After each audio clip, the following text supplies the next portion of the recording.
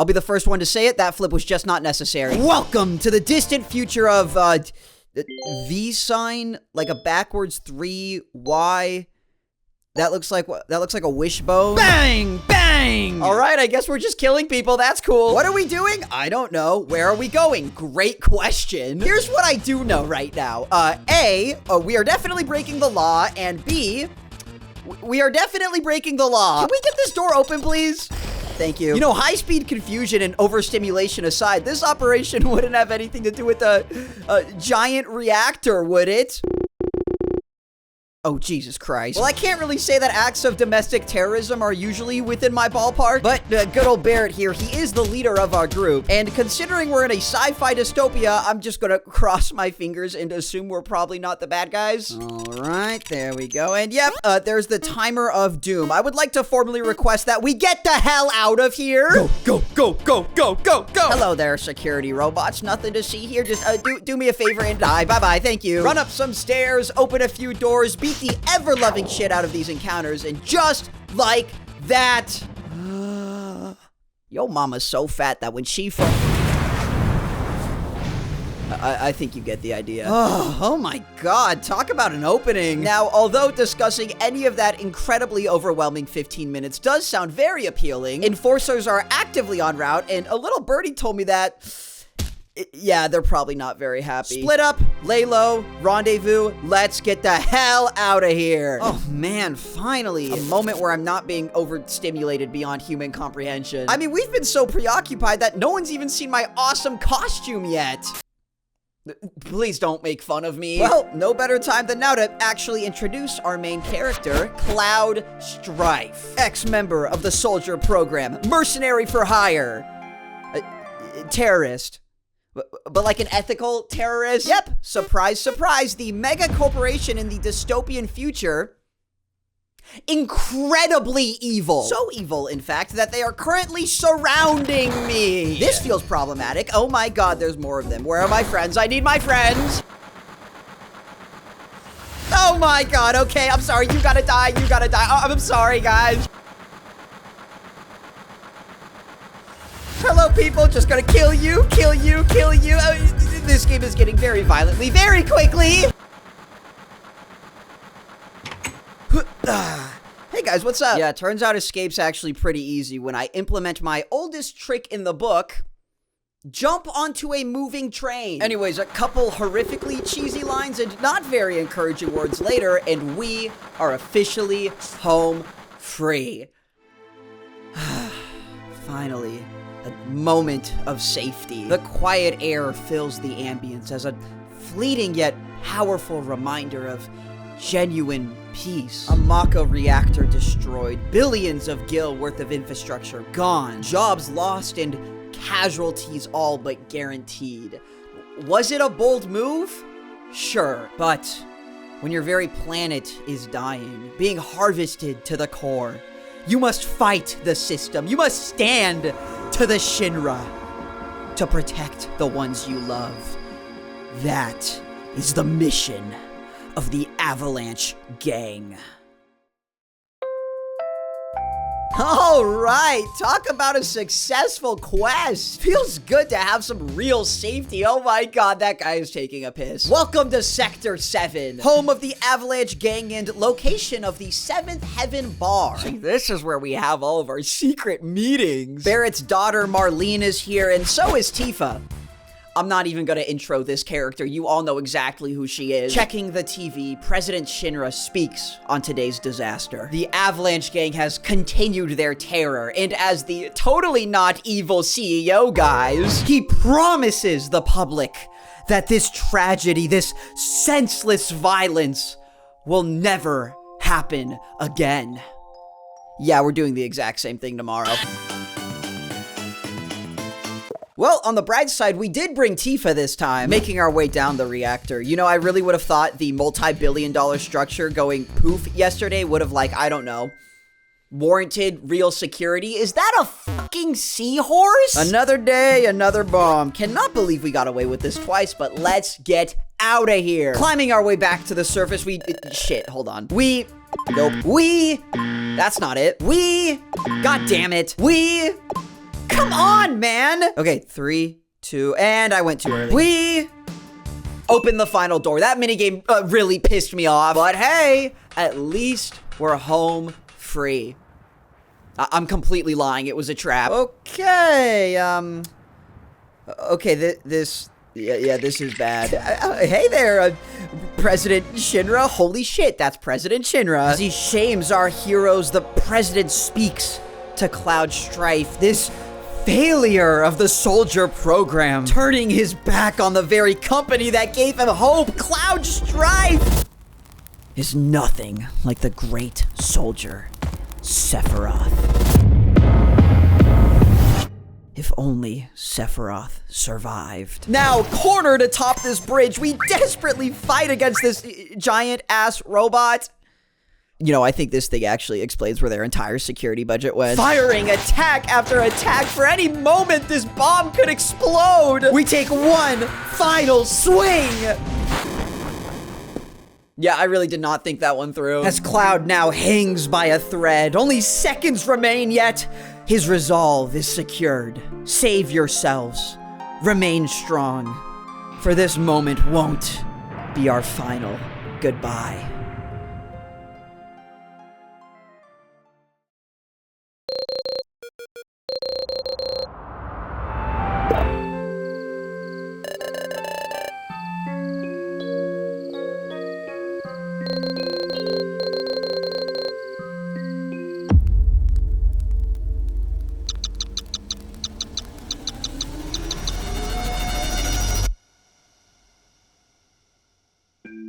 We awaken after the fall. How long has it been? Minutes?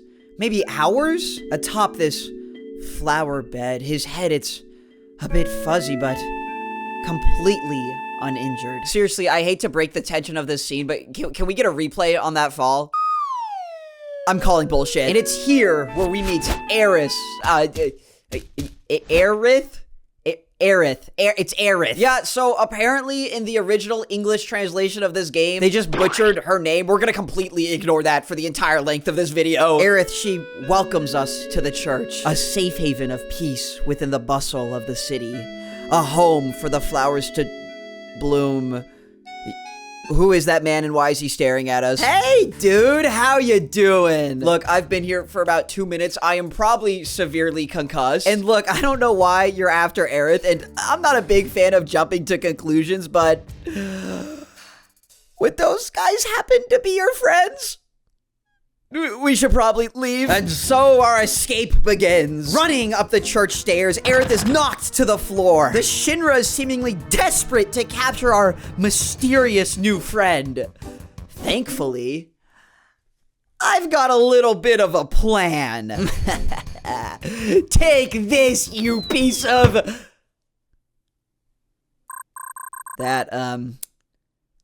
That was really embarrassing. Aerith beat the shit out of the guys and then came back to the roof. Sorry. Now those were some hard-fought battles, am I right or am I right? Holy shit, I feel so pathetic right now. So this is probably the time to ask why Shinra is sending Turks. That's their secret intelligence agency, because of course they have that. To kidnap this random girl. But Aerith decides it would just be way funnier to tell me absolutely nothing, which I would like to say is not very cool. I have done literally nothing to wrong you in our very short friendship. Whatever, let's just get you home, I guess. Oh my god, you live in this shithole? I mean, I guess I can't really be that surprised. I'm starting to think the entirety of Midgar is just a complete mess. I'm going to stop talking now. How did you... What is the value of this property? Okay, everyone, welcome to Aerith's beautiful-ass, majestic-ass home. This is probably the first visual set piece to not immediately fill me with dread and despair. Look, she has a mom, some flowers. This feels suspiciously happy. Either way, Aerith heads upstairs and the day is saved. Now, it would probably be the proper thing to stick around and actually say goodbye, but I am in no mood to lounge around. There is a specific conglomerate of people who are actively preparing my funeral. Back to our solo adventure. I mean, sure, I kind of feel bad running off without saying anything, but I'm not gonna lie, that girl was incredibly stubborn, and I think if I hung out any longer, I don't know if she'd ever let me... we are back to a duo adventure. You know, I'm starting to think this dude just actively wants to put herself into terrible situations of consequence. Making our way up, the two journey towards Sector 7, taking a moment at a nearby playground, resting as our heroes speak to the histories of their lives, which is very quickly interrupted by a mysterious carriage carrying Tifa. Okay, we are officially dropping everything else. I am now incredibly invested in this situation. Welcome to the Wall Market, an undercity shopping center where, if it's happening, it's probably illegal. Now, this whole place is apparently ran by some big shot mob boss named Don Corneo, a man who loves not one, but two things. That, of course, being money and women. Now, if we just take a quick moment to analyze Mr. Cloud Strife over here, you will quickly find he is not only a man, but he is also broke as shit. What to do? Aerith, why are you laughing? This is a serious invasion of my self-confidence. Now, obviously, my first thought was this is the stupidest idea ever. There is no universe where anybody falls for a cross-dressing Cloud Strife. However, you know what? Maybe I'm feeling myself a little. All right. This place seems kinda nice. Please note the use of kinda in that sentence, because it takes about 10 seconds for me to become incredibly uncomfortable. Hey there, Tifa. This is, definitely a choice of environment. You know, this is the moment where I really would have loved like a, oh my god, Cloud, I can't believe you're alive, you know, type of reunion. But of course, that was wishful thinking. I am actively cross-dressing. So, why is Tifa here? Turns out, after the whole, you know, explosion incident, some bum near the 7th heaven was rambling on about connections to the Dawn, and after beating the ever-loving shit out of him, Tifa went to investigate. Well, hey, go us, man. So, how are we gonna get close to him, guys? Oh my god, I am in way too deep. That's right, Cloud, just keep looking away. Oh my god, please keep looking away. Why does he keep staring at me? Please stop staring at me. Oh, he's made his decision. Oh no. No, oh no, please God, no. Oh, thank God. Okay, good luck, Tifa. We should probably not let that happen. All right, Dawn, you fucking freak. You better start talking or I'll chop it off. Oh my god, we are not playing around. And so the Dawn talks. He speaks to his dealings with the Shinra, using his goons to spy on the Avalanche gang, learning of our operations. And as we slowly turn into putty in the palms of their hands, Shinra will begin the operation. The plan will be swift. An execution, no. A demonstration of strength, cultivated by the absolute fist of justice, to prove once and for all that nobody stands to the Shinra name. Reeve, the director of urban planning, pleads with the president for a destruction of this scale just for the sake of one small rebellion? This cannot be the way. But the president's will remains unshaken. Tonight, they will make their move. Tonight, they will destroy all of Sector 7. Oh my god, they're gonna commit a genocide. Guys! Hey guys! Oh great, look at that! They're destroying the pillar! Please get the hell out of my way, thank you! Oh my god, this is a lot of stairs. Battling each enemy along the way with nothing short of the lives of our people on the line. Every punch, every swing, fighting desperately against time itself. Is this all our fault? How many will die to the consequences of the Avalanche gang? No! We must push forward as we run to the top of the plate. Barrett stands desperately fighting for the lives of his people as, oh my god, it's the dickhead from the church. Yeah, so this dude's kind of a serious pain in the ass. Continuously trapping our team in what I can only describe as poop pyramids. I mean, I'm trying to be as accurate as possible. This is actually a pretty cool mechanic. Look, you have to smack the shit out of your friends to free them from the poop. Poop! As we fight and we fight and we fight and we fight with one last attack. Reno checks his clock. It's time for the show. Pussy. As he jumps to the nearby helicopter, they taunt our heroes. Oh my god, is that Aerith? You Okay, in hindsight, I probably should not have told her to come with us. I'm only taking like 50% of the blame here. Walls begin to crumble as the end falls near. Time is of the essence, and we seriously could not be in a more inconvenient location. As Barrett grabs a nearby rope, we hold for dear life. Our home crumbling behind our very eyes. The ceiling falls and the citizens watch in absolute terror. We escape by the skin of our teeth as only seconds remain. But our home, our people, everything we know, everyone we love, gone.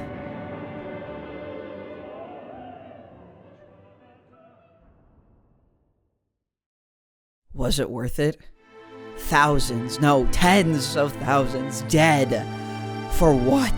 This is the strength of the Shinra, a company bent on outcome, no price too high to pay in a desperate attempt to swat a fly. Lives were ended, and our heroes stand as the lighter to the flame. Barrett screams in pain, his friends, his family, his daughter dead, as his disdain turns into absolute hatred. For there is nothing we can do. As we regroup beyond the walls, there's a small glimmer of hope as Tifa assures Barrett. In those final moments before disaster, Aerith helped Marlene escape. Rest assured, his daughter is okay. You know, I was gonna be really flabbergasted if they actually killed off a child. Absolute and utter corruption, destroying the planet just to get another payday. Those demons! That is the enemy. And if we stop for even a moment, if we falter at the face of our opponent, that is when it's all over. That is when the world will finally lose. So we're gonna storm Shinra HQ. Holy shit, we are crazy people. Well, hey, what's the thing they say?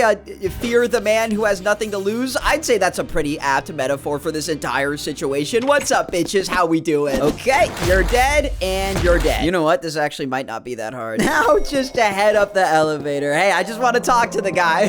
I just want to kill the guy. I don't even have a joke here. I just wanted to highlight how incredibly broken these character models are. Now, considering how incredibly easy we tend to slice through these soldiers, I have truthfully zero clue why we suddenly feel the need to be sneaky, but hey, Barrett, just be really, really quiet. Oh, God, you dumbass. Go stop. Go stop. Go stop. See, that wasn't too bad. Next floor. So now this is where things get difficult. Yeah, turns out every floor past 60 requires a special key card, meaning we're probably gonna have to talk our way through the remainder of this building, which is exactly what I did. Look, I convinced this guy I was a repairman. People like you are the reason this company is falling apart. All right, see, now this is a change of scenery. Look at all the books. And it's here where we meet Mayor Domino. Yep, the mayor of Midgar, who sits in a dark library tending to books all day. If this still doesn't convince you that this super evil mega corporation runs the entire city, this would be my counterpoint. Now, with nothing better to do than sit around and read books all day, Mr. Mayor has challenged Cloud to solve his riddle. A riddle that I spent 15 minutes slamming my head against before remembering that I live in an era of immediate gratification. Listen, I fucking hate puzzles. I don't know what else to tell you. Wait a minute. Oh my God, this card goes all the way up to 6.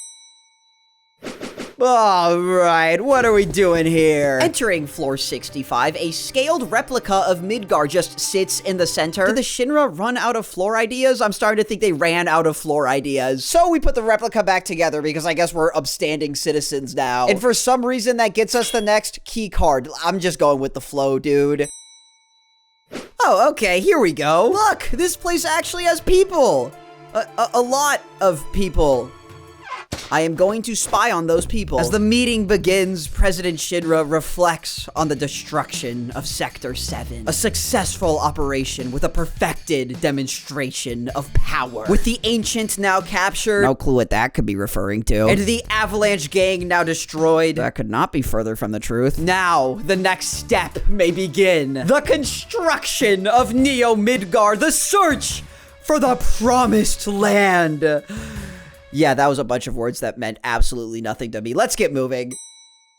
Thankfully, any need for a key card this time was just immediately invalidated by this absolute dumbass scientist who just completely left the door open. Thanks for that one, bozo. You know, I haven't really mentioned it yet, but is it just me, or the more I ascend these floors, the more, super villainy the building gets? Following Mr. Science Man into his lab, we find two very interesting things. First, a chamber that seems to be filled with something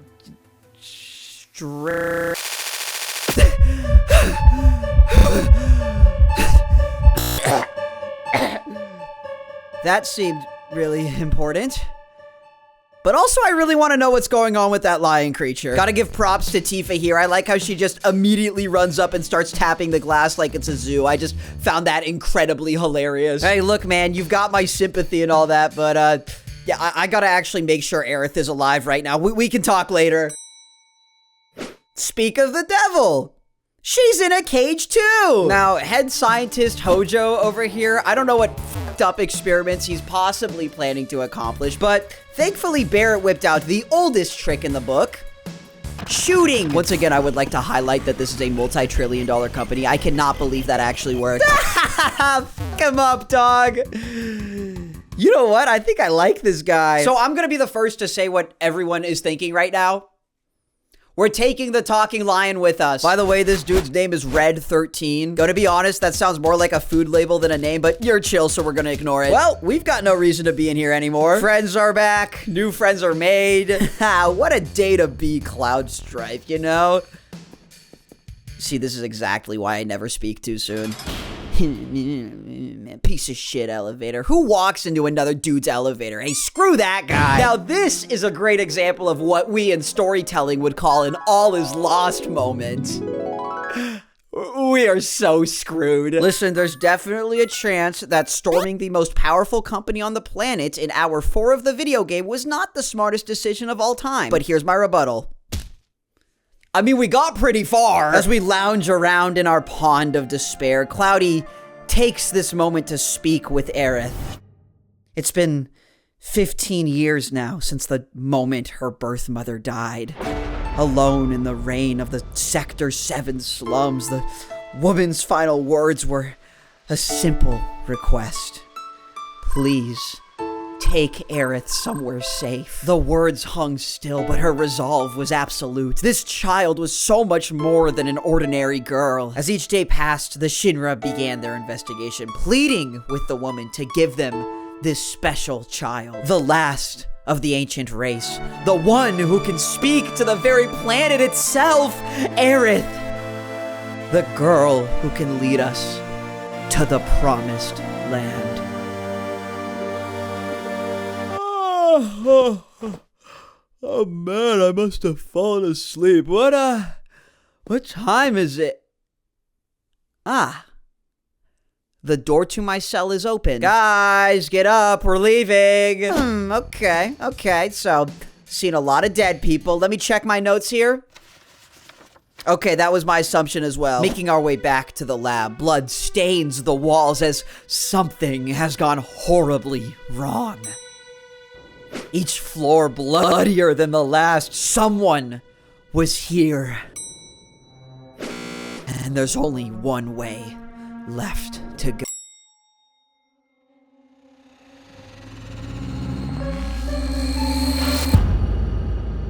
President Shinra. Dead. Stabbed through the back by none other than the legendary hero. No, it can't be, but that blade, its shape is unmistakable. That's Sephiroth's sword. We sprint for the rooftop as discussion brews. Rufus Shinra, the president's son and the heir to the Shinra name, basks in the reality. With the company now his own, their mission will be simple, yet absolute. Father tried to control the world with money, and that worked for him. The people believe that Shinra would protect them. Work at Shinra, get your pay. If terrorists attack, the Shinra army will help you. It looked perfect from the outside, but I do things differently.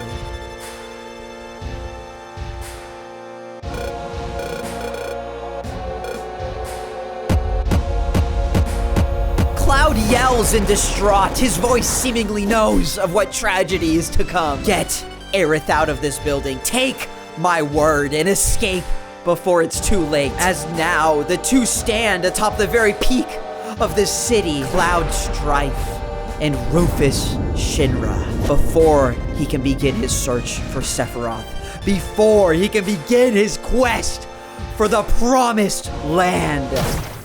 Shinra must be stopped. As the battle starts, the two begin their back and forth. Our friends desperately sprinting for the exit, each swing more important than the last. Sephiroth is alive and Cloud, he needs to find him. We must escape from Midgar, all of us, for the sake of this world, with one final attack.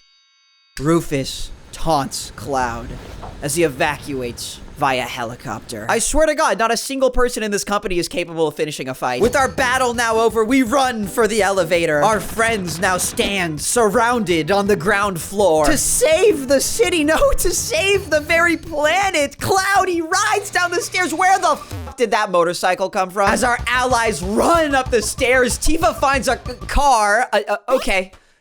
I'm just gonna roll with it at this point. Bursting out the window, we fly to the nearby highway. For now, we must make our grand escape.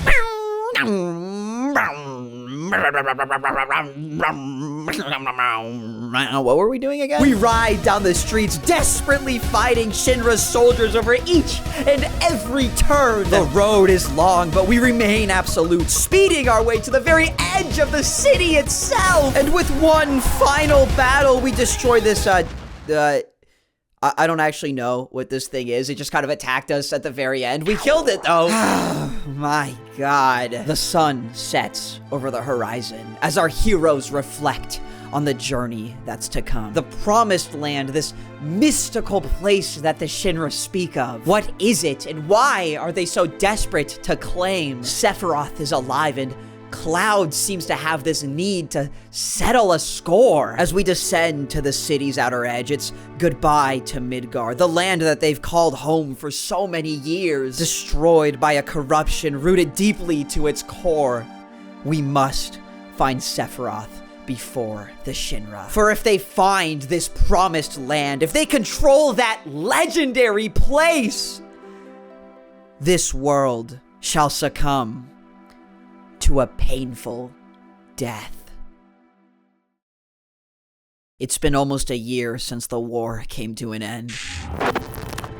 These days were always so slow, with the Shinra's influence now dominant through the globe. It was missions like these where first-class rookie Cloud Strife desperately hoped to find any action. It was supposed to be quick, in and out without a second thought. Investigate the old Mako reactor deep within the Nibelheim Mountains. Discover the cause of its sudden malfunction and report your findings to HQ. A simple task, especially when you're accompanied by the legendary hero, Sephiroth. Now for Cloud, this was so much more than another day's work. It was a chance to prove himself, a chance to reunite with that home village he left all those years ago. The town was quiet that day. Nothing but serene mountain air filling the otherwise empty space. Tomorrow will be an early start, bright and early up the mountainside. Sephiroth, seemingly distant, surveys over the land. He can't put a finger on it, but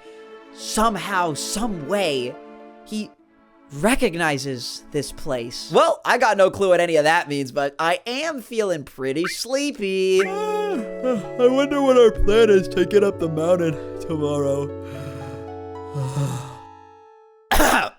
Morning coughs. Good morning, Nibelheim. Hey everyone, how we feeling today? Let me tell you something. I cannot wait to go on this big, epic adventure. Isn't that right, Tifa?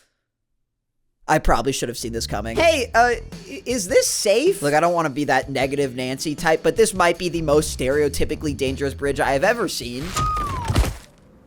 I don't even have any words. I feel like we deserve that one. Well, on the bright side, everybody looks pretty okay, minus the one soldier who's just missing now. It's not important. Hello, Mr. Reactor. You know, that actually wasn't too bad for the most part. We leave Tifa and the soldier behind because This is confidential business. As Cloud and Sephiroth continue their investigation deeper and deeper into the building, strange pods line the walls as we climb the staircase towards the very center of the core. A door stands, labeled with a singular word. What is this strange place? A reactor, sure, but something deeper is seemingly at play. Professor Hojo, he's condensing the Mako stream, taking that energy and infusing it into his own personal tests to go beyond the soldier program, to expose humans to degrees of energy never before seen. He has created monsters. Sephiroth begins to shake, the sight of these strange experiments seemingly messing with his head. He begins to question his very life. This man who has never known his mother, never known his father, was he created this way too? The unknown scaring his perception of life. For a man who has never known a single answer, now to find this strange experiment, what's to say he's not one and the same? Am I human?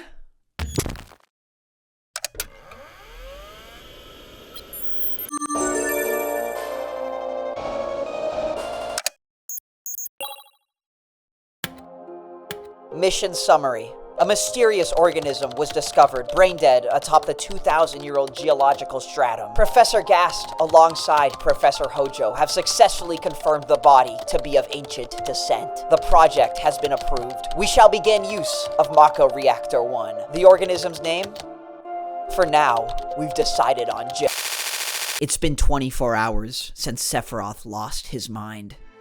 Atop the Nibelheim village, he's confined himself to the Shinra Manor. This building that used to be home to Shinra scientists, now abandoned and left to dust. The people are scared, leaving Cloud to investigate for himself. This beloved man who he's looked up to his entire life, the great hero Sephiroth, now seeming to descend into a spiral of uncertainty. We find our way to the underground lab as our ally engrosses into this labyrinth of studies. Research notes left behind by decades of Shinra scientists. He's in a state of despair, wishing for nothing more than to be left alone, and so that's exactly what we do. Days pass, but the light never goes out. Reading book after book, as if possessed by something more. He never slept, he never ate, he never left.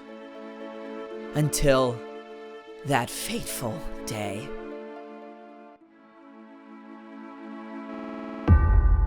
Cloud awakens from his sleep, another night waiting for the great Sephiroth's return. Although, something feels different. Is it the air? Maybe it's the lights, but something is off. Laughter seems to echo through the halls as we make our descent to the basement once again. As we find him engrossed within his studies, Sephiroth berates our hero, calling him nothing more than a disgusting traitor. This planet was never yours. It was the ancients that ruled this land. The ones who could speak with the livestream killed for the sake of humanity. When the organism was found atop the stratum, when they discovered it to be of ancient descent, there was only one thing left to do. If they could just infuse a fetus with those cells, create a human ancient hybrid, that child could lead them to prosperity, to the deepest supply of Mako energy, a place of legend where every soul could thrive. This child could find the promised land. This child, Sephiroth. Sephiroth.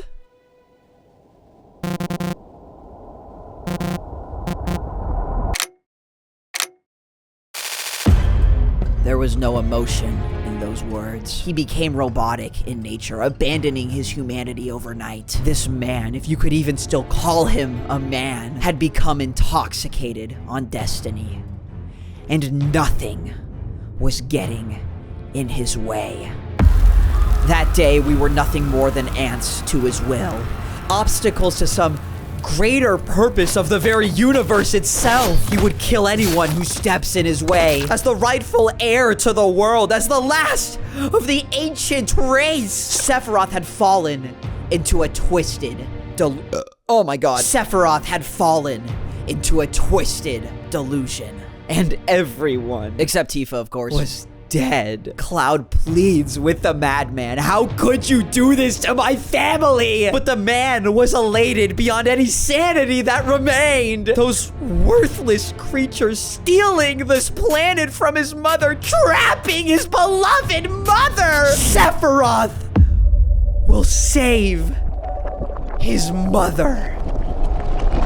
And apparently Cloud forgot the entire rest of the story. That's fucking fantastic. Well, I'd say that's pretty good foundation for going to save the planet. Not that we, have much of a choice at this point. It's been like 12 hours and I'm pretty sure we're all but banished from Midgar with the bullshit we were doing there. There's us, there's these guys, and there's this dude. They both want to find the promised land. And to be honest, between Amazon Incorporated and sociopathic super soldier, I cannot say either option sounds very appealing. And so with no other option, we begin our journey west, stumbling upon the city of Junon. Now look, I don't really have any clue what the deal with this place is, but during my random world exploration, we somehow found these Turks in a cave who may or may not have just immediately leaked classified info that Sephiroth was spotted in the city. This company is a fucking disaster. Welcome to Junon. This place sucks.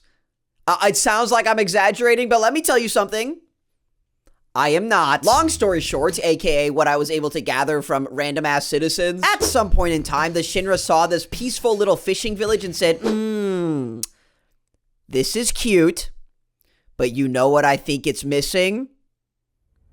A multi-billion-dollar military superstructure. This company is a fucking disaster, dude. Anyways, after saving some random-ass girl through, and I cannot believe I'm about to say these words, a CPR minigame. This is so fucking stupid! She speaks to us about the structure above. With the new president arriving soon, the staff has been practicing day in and day out for the reception. A ceremony to celebrate a new era, which is basically a bunch of fancy words to say, hey man, important people will be here soon if you care. Spoiler alert. I care. How much do I care, you may ask? Enough to sneak up a nearby ladder, sprint across a giant carrier undetected, and steal a random uniform. This company's security is fucking abysmal. That's right. We're being sneaky now. 1, 2, 3, 4. 1, 2, 3, 4. I might have gone a little too far this time. You know, I'm seriously impressed by the sheer amount of random-ass commodities this place has. Like, this is a fully functional bar. And how necessary was getting the motel installed? 1, 2, 3, 4. 1, 2, 3, 4. I walked in on this random-ass guy sleeping. He was not very happy about it. 1, 2, 3, 4. 1, 2, 3, 4. Okay, we should probably get moving. Hello, everyone. It is me, the real and definitely not undercover Shinra soldier. And look who decided to show his face. Thankfully, I did actually practice the welcome routine for like way longer than I probably had any right to. Left face, bang. Right face, yawn. Left face, I'm such a professional. Well, it's safe to say he's amused. As Rufus departs for the cargo ship, ready to find Sephiroth, whatever it takes. I'm just gonna hope to God everyone else found their way here because we ain't stopping now. I can't use my iPad with these gloves on. This is my script, by the way. So anytime I need to change pages, I have to do that 157 times. And would you look at that? See, this is exactly why I like you people. And look, even Red 13 managed to deceive with an actually atrocious human impression. You know, for a guy who walks on 4 legs, this is actually pretty impressive. The gang's heading west, and whatever adventure remains. Personally, I'm just happy to be in the clear. Is what I would say if we were in the clear. Ugh, God, fine. You caught us. Hold on now. Oh, okay, this just got like 5 times worse. The strange embodiment of Sephiroth speaks to Cloud. Cloud, a name that seemingly falls flat in the moment.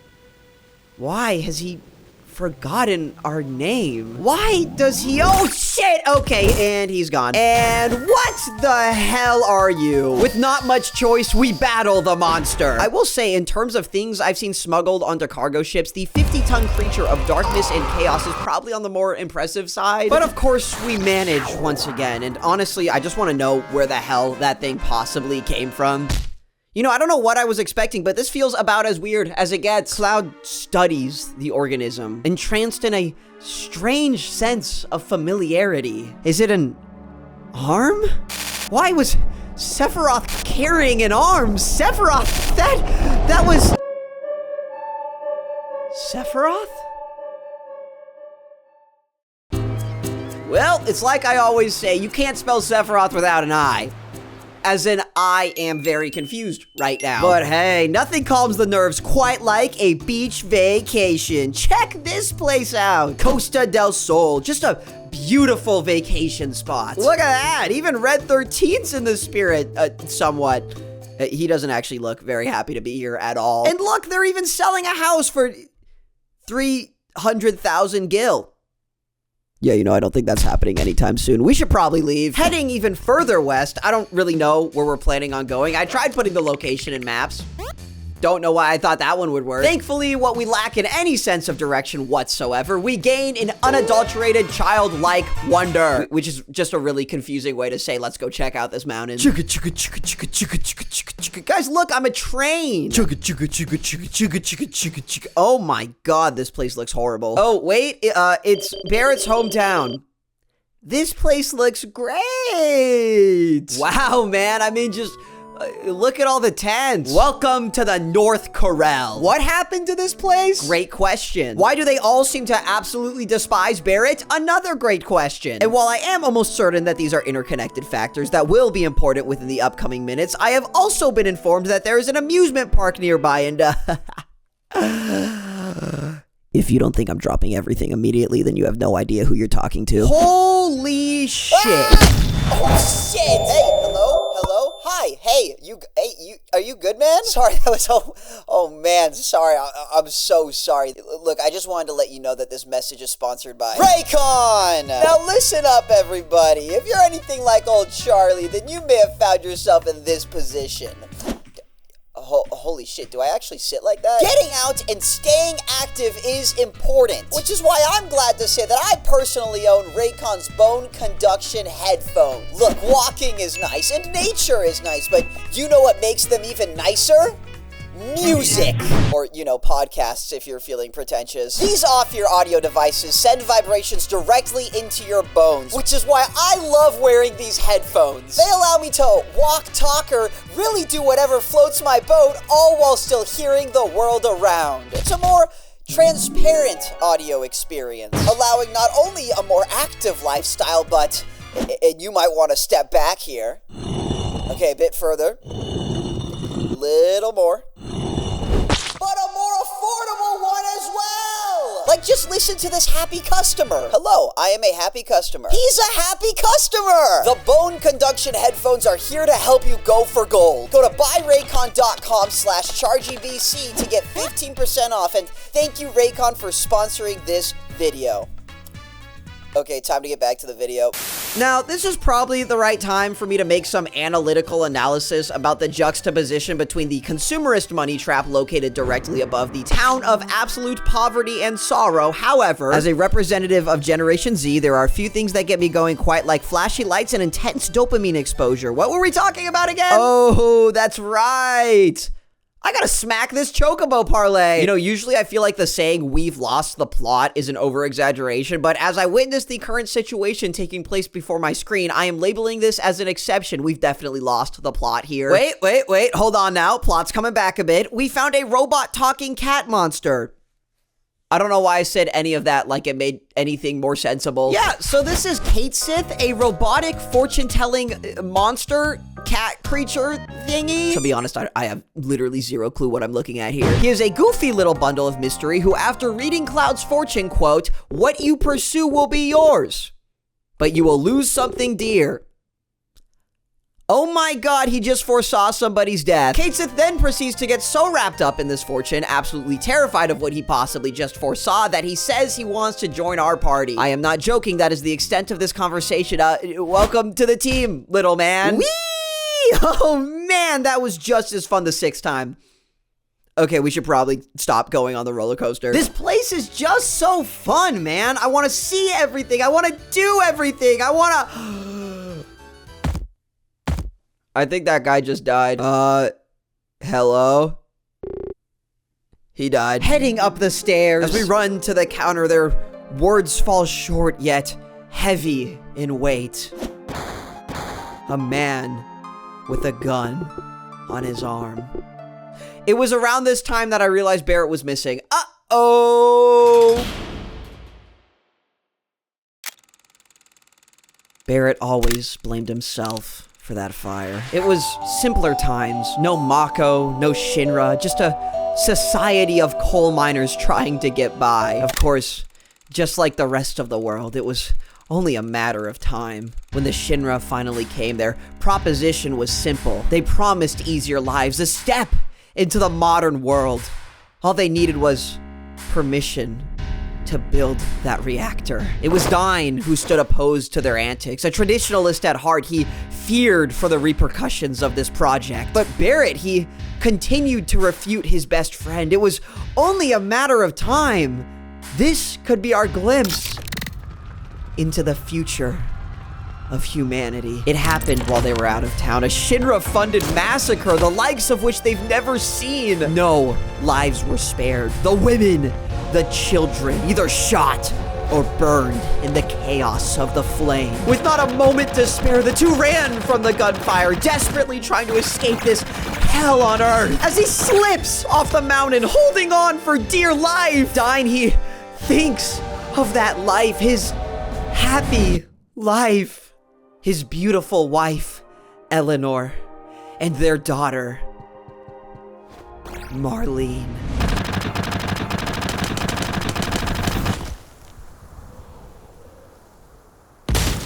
Ow, God, my head! Look, I know this is supposed to be a prison and all, but there's gotta be a better sentencing system than throw person into giant hole. Well, this sucks. I didn't even do anything. Piece of shit, Barrett, going on a killing spree. Oh, when I find that guy. Well, might as well get comfy. And there he is. Okay, so good news first. That whole man with a gun on his arm thing, gonna be hard to believe. Not Barrett. That's right. Turns out this dude is completely innocent, which now brings us to the bad news. That being that Barrett is innocent. So just to clarify, there is apparently a second mysterious dude who lost his arm, replaced it with a gun, going on a killing spree. Oh my god, it's totally fucking Dine from his backstory. You know, I was feeling a sense of familiarity in this room. I now know why I felt that sense of familiarity. As he speaks to his past, Barrett makes one thing clear. Somehow, some way, Dine never died on that day. Whatever he's become, whether that be an ally, an enemy, or even a friend, it's his responsibility as the one who stood by on that day, the one who convinced him to change. Barrett must confront the sins of his past. It's quiet. Every shot rings loud, filling the space with this sense of resentment. That voice he never forgot, etched into the mind of a man who's lost it all. That is who Dine has become. Barrett pleads with his friend, yet every word falls flat. It's as if that friend he loved for all those years died in the coral flames. The people in this city, the city itself, the whole world. I got nothing left in this world. It's here where Barrett tells him the truth. That Dine's daughter never died on that day. In the aftermath of the chaos, he found her lying in the city streets. To Barrett, it was a glimmer of hope as Marlene became the reason he continued to fight. And yet, to Dine as he basks in the revelation of his child. There's no joy in his words. He is a broken man beyond repair. A man who wants nothing more than the world to burn. He will kill everyone. He will send Marlene to join her mother, and nobody will stop him. Not the Shinra, and certainly not his best friend. As the two of them fight, every bullet carries weight of that village they loved and the people in which they lost. Barrett allowed the Shinra into their home, and yet it was never supposed to be this way. The Shinra are supposed to help. They exist to bring comfort, and yet everything they do destroys the lives in which they swore to protect. They exist as the very consequence of humanity's greed. And as Dine falls to his knees, there is no greater example than the destruction of Barrett's best friend. Dine leans against the rubble. His breath begins to slow. His hands have been stained. He can't love. He can't cry. He can't laugh. All he can do is hate. Soon, Marlene will turn 4. Barrett, don't ever make her cry.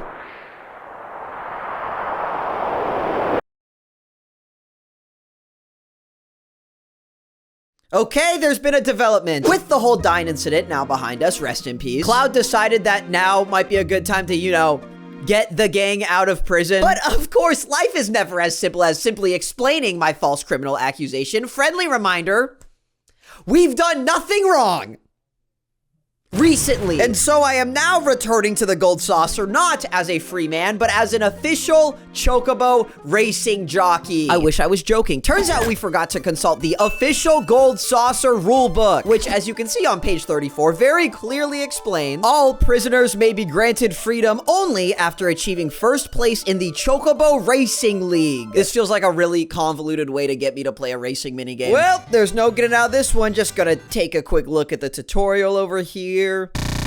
Okay, go f yourself. Whee! I don't know who designed the aesthetic of this racing segment, but you might want to get checked for clinical insanity. Well, it took a few tries, but I'm officially the Chocobo champion. Hey, thank you, everyone. Thank you so much. I worked so hard for this. Okay, you can chill out on the clapping. Okay. A lot of clap. Hey, calm down on the clapping. I always thought I'd have a knack for chicken racing. It's nice to see my skills are finally appreciated. Finally, our time atop and below the saucer can come to an end. As a final parting gift and apology for imprisoning me and my innocent friends, mostly innocent friends, the assistant manager has a...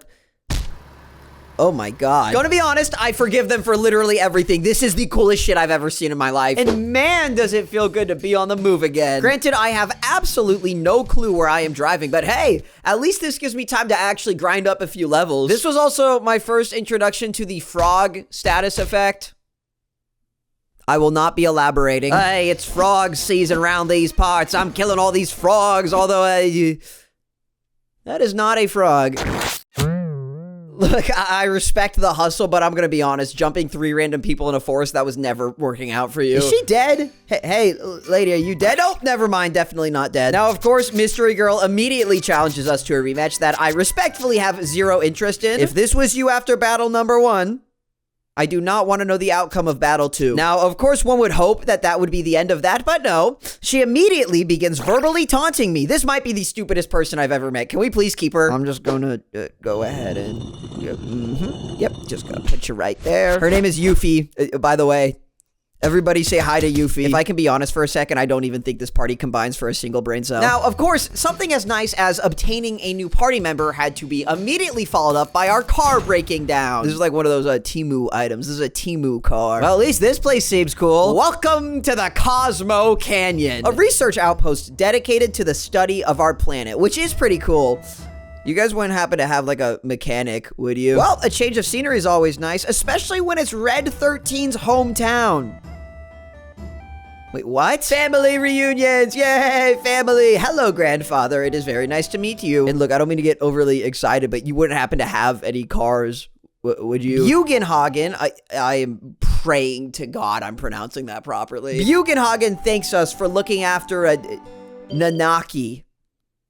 Oh, so you were taking the piss this whole time with that ass name. Okay, bro. Bugenhagen thanks us for looking after Nanaki. No, I'm sorry, I can't do that. Bugenhagen thanks us for looking after Red 13. As one of the final members of his tribe, he's dreamed of protecting the people of this canyon, just like his mother, and unlike his cowardly father. Yeah, that feels like a can of worms that I am not prepared to tackle. You see, he explains that this world, it's not as it once was. It could be tomorrow, or maybe in 100 years, but the time is near. The planet is crying.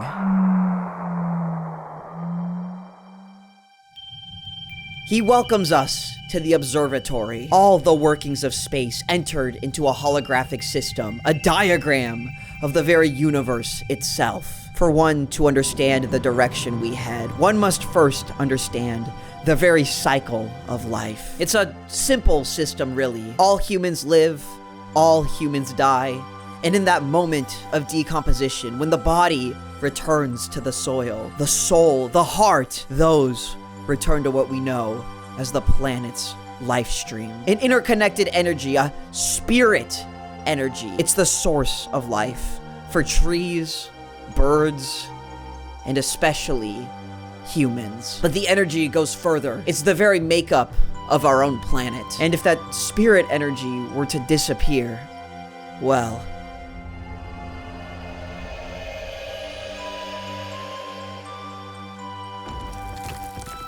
these are the basics of planetary life. So, just in case you are not picking up what I'm currently putting down, if in a hypothetical scenario, of course this is only hypotheticals here, if in a hypothetical scenario there's a multi-trillion-dollar company building reactors all over the planet to harvest said live stream in order to power some super city, is any of this ringing a bell right now? These Shinra are literally killing the planet. I'm not even gonna lie, I thought this statement was metaphorical the whole time. Holy shit, dude. Destroying the whole goddamn planet. I'll show you a goddamn planet, Rufus. I'm talking about your fucking mom, Rufus. I'm just reviewing the script here, and I'm realizing that I put 2 Yo Mama jokes in the same video. I'm so washed. As we return to the team, a bonfire burns bright in this moment of personal reflection. It's as if Bugenhagen's words, after all this time, finally put all of it into perspective. Barrett speaks to Sector 7 and the friends we lost on that day. Tifa looks back on her past with Cloud as she ponders how much he's changed. Aerith debates her lineage and what it means to be of ancient descent. As Kate Sith and Yuffie don't really do shit, actually. She just wants to go on an adventure. And finally, Red 13 speaks of his family. Oh, okay, we're going into this. The protectors of this canyon. On that day, the Gi tribe attacked. The day his mother died, and his father, that coward of a father, left them all for dead. At least that's the story he always believed. There's something that Red 13 needs to see, beyond the sealed door, and beyond the infestations of the canyon's caves. Of course, that means I bear the sole responsibility of getting us through hundreds of dangerous encounters, but that's cool, guys. I don't even know where the f we're going. It's cool, guys. But we continue on, making our way to the very edge of the canyon, where the truth may now unravel past the decades they've been forced to lie. Seal the canyon behind and defend until the very end. The poison arrows slowly turning his body to stone, but he never faltered. He never fled. He simply stood there and fought. For that was the man that he was. The great warriors. For that was the man that he was. The great warrior Seto and the protector of this land. For decades, he had viewed his father as a coward, but in reality, it was a sacrifice to protect his son from the truth. The truth that he alone risked his life to protect this canyon and to save the people that he loved. As we leave the two to speak, Bugenhagen's request becomes clear. I want you to continue your journey with Cloud and the others. Red 13 can't believe these words. After finally returning home, he wants to stay and help his people, but lately, his grandfather's been thinking. Cloud says they're trying to save the planet.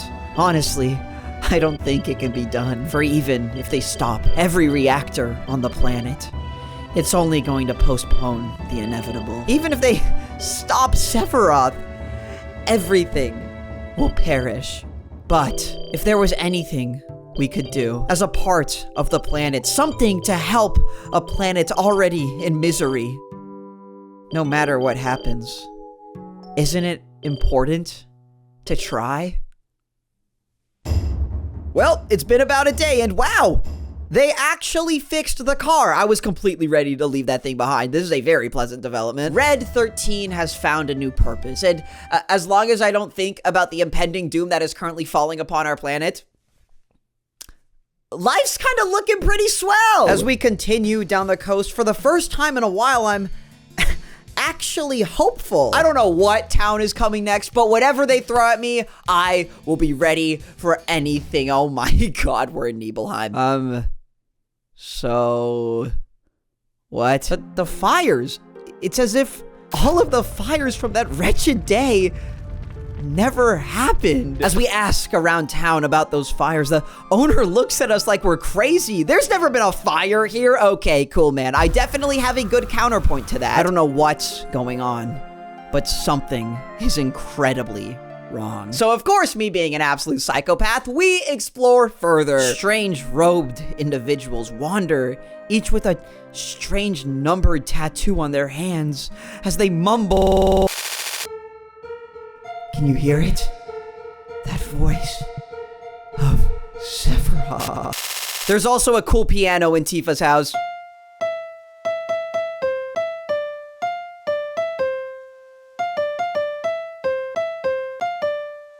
I really like the piano. Well, I'm officially confused as shit, and I feel like there's only gonna be one place with any actual answers. It feels really bad being here again. Hello? Anyone home? I am very uncomfortable. We return to that wretched basement where a new door has been unlocked. It's a coffin. Okay, who the hell is this? As he awakens from his long slumber, the man berates Cloud for interrupting his atonement. Of course, I don't know what any of that could possibly mean. And you know, I want to thank Cloud for actually cutting through the bullshit on this one. He introduces himself as Vincent, a former Turk, an employee of the Shinra. His past, it's fuzzy. He was tested upon, changed by Professor Hojo, and yet all he can think of is Lucrezia, the woman who gave birth to Sephiroth. Don't be mistaken, he is a child of but a human body was required to incubate the child. There was no way to cancel the experiment. I couldn't stop her. That was my sin. Periodic report, Professor Hojo. Unfortunately, no clones have left town this quarter. As previously reported, these clones seem to be sensing something. A total of 8 people have visited the town. Fortunately, none of them knew about the incident 5 years ago. We will continue to monitor the subject. You know, I really did not want to enter this room. Ugh, yeah, God, this is bad memories. Oh, and look at that. Yep, okay, I still hate it here. As he analyzes the walls, our meeting, it's brief. Sephiroth, this strange Sephiroth, seemingly disconnects from reality within the moment. Are you going to participate in the reunion? But I begin to question these recent developments. Every day, it seems more and more of them continue to say Sephiroth or reunion. Thankfully, our staff, disguised as townspeople, have continued improving their acting skills. We do not report any problems at this time. So, are we, like, going to fight or— Ow! What the hell, dude? Come on! I was even he's gone. What the hell even is a reunion? Feels like a bunch of made-up jumbo to me. Also, Mr. Vincent over here suddenly had a change of heart and decided he wants to join us now. This is an incredibly unsurprising development. Welcome to the party, buddy. Now, frankly, I can't say I'm too pleased that Nibelheim has turned into some strange Shinra experiment zone. And frankly, these cloaked, clone things, yeah, not very comfortable to be around. So it's bye-bye hometown once again because we gotta get moving. And the trauma immediately continues as we journey up the old Nibelheim mountains. Hey! I know this bridge. Thankfully, it would appear that some amount of regulation has been instated. Now, I say some amount because functionally this bridge is fantastic, but it is now crawling with psychotic, murderous monster creatures. Like, I don't want to be an asshole, but who is responsible for keeping this bridge safe? Oh, okay, never mind, that makes sense. Past the bridge and down the mountain. Fighting more monsters as I continue to feel more and more like a glorified exterminator. This really should not be my job. Finally, we journey beyond the mountains, beyond the... Oh, wow. Okay, speaking of beyond, that's a whole-ass rocket ship! So I'm gonna give you 5 seconds to guess the name of this town. 5, 4, 3, Rocket Town. Hello there, random stranger. Have you seen Sephiroth? Nope. Okay, awesome. Why are we even here? Well, if you're gonna call yourself Rocket Town, then I am going to go investigate the fucking rocket. Real subtle game design here, guys. Is this legal? Do I need like a permit to be here? These are very insightful questions that I'm just gonna choose to ignore. Knock, knock. Hello, good sir. How are you doing today?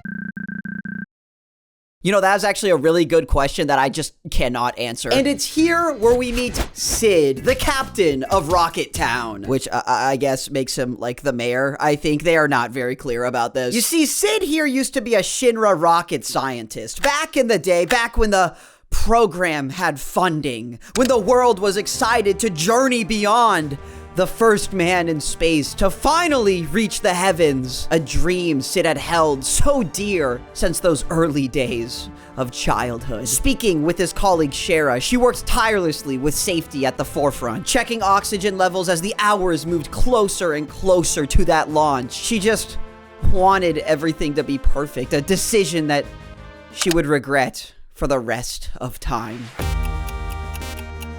This moment was everything. To be the first man in space to lead humanity beyond the frontier, Sid would finally fulfill his destiny. Everything moved without a hitch. It was perfect. Instrument panels were cleared. Engine pressure was rising as that 1-minute countdown finally began.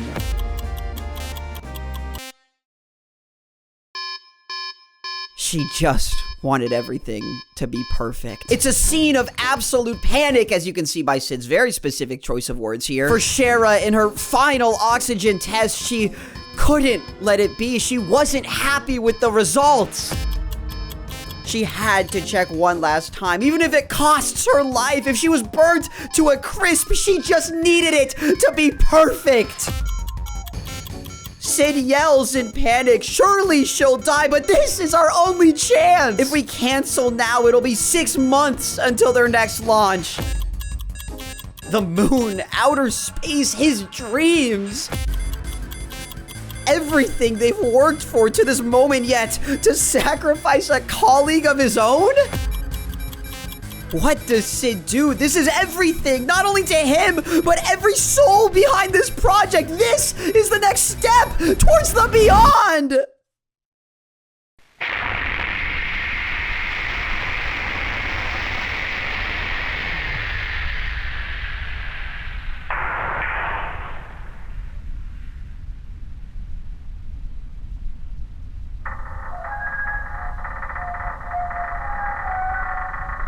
Shara survived that day, but the next chance, it never came.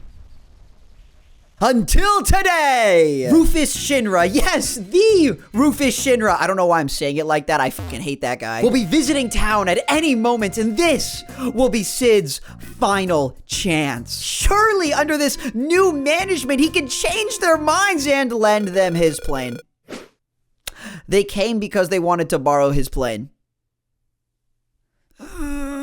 This is really awkward. Well, hey, I mean, it's a nice plane. I think you might have also, you know, shattered this guy's entire existence, but nice plane, though. Kind of feels like maybe I should steal the plane. It would kind of be nice to have on our adventure. Like, it would be really nice to have it on our adventure. This might be the most unethical battle in the entire game. We are literally fighting a 64-year-old with a handgun. However, he did also smack his ass in my face, which might actually obligate him to the highest level of ass beating. I mean, you could just tell that the devs had way too much fun here. There was absolutely no reason for him to suddenly run away and get hit by a fucking truck. I'm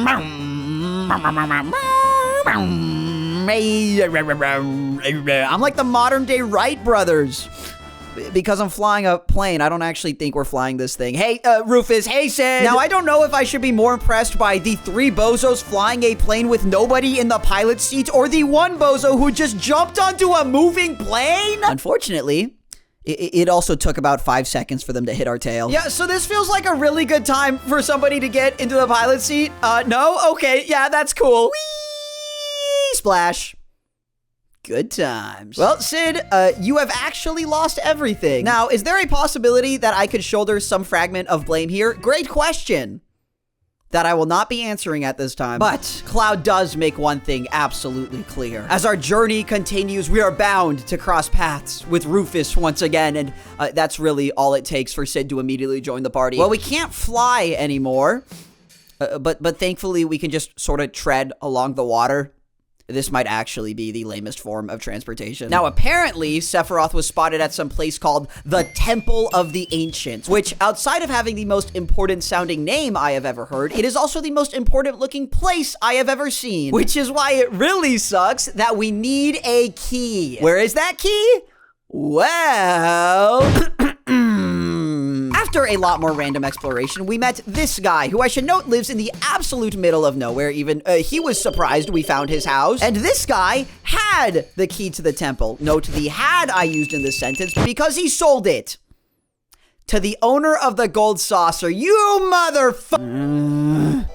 Look, I'm not one for superstitions. I get that it was just wrong place, wrong time, but you know, I do not like being at the gold saucer. Fucking shoot me.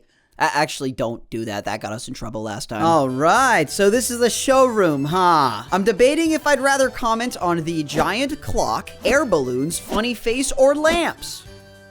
You know what? Let's just focus on the keystone. Now, check this out. They don't know my secret trick. Give me the keystone or I'm gonna kill someone again. Like a charm. You know, that felt really unethical. Like, karma's gonna bite me in the ass type of unethical. Like, the tram we took up here is out of order, so now we have to spend the night at the Gold Saucer Hotel type of unethical. I definitely deserve this one. You know, I wonder what this place looks like. Are we being dead ass? Well, everyone, you know, disregarding the literal ghosts playing chess to our right, this doesn't seem like the worst place in the world. Oh my god, you know? The more time I spend in this hotel room, I think I just gotta say it out loud. I don't think I'm sleeping tonight. Well, perfect timing. Aerith wants to go on a date. If you're implying we can leave the hotel, then yes, I would like to do that immediately. Okay. This is nice. You know, it's always haunted hotel this, broken tram exit that, to just have a moment of peace. This is nice. All the fighting we've done until now, this constant hunt against the Shinra for Sephiroth, it almost feels silly in retrospect. In the glow of the night sky, can we allow ourselves to enjoy this honest moment of peace? Maybe just this once.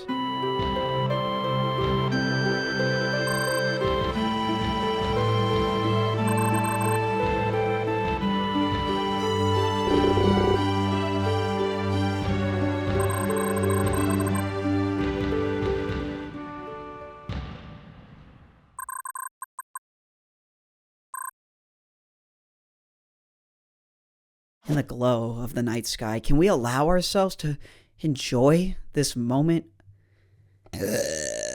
Dude, I gotta stop fucking burping. Oh, god damn it, what is the cat doing? Why does he have the key? Hey, cat, you come back here. All right, we're going this way, and we're going that way.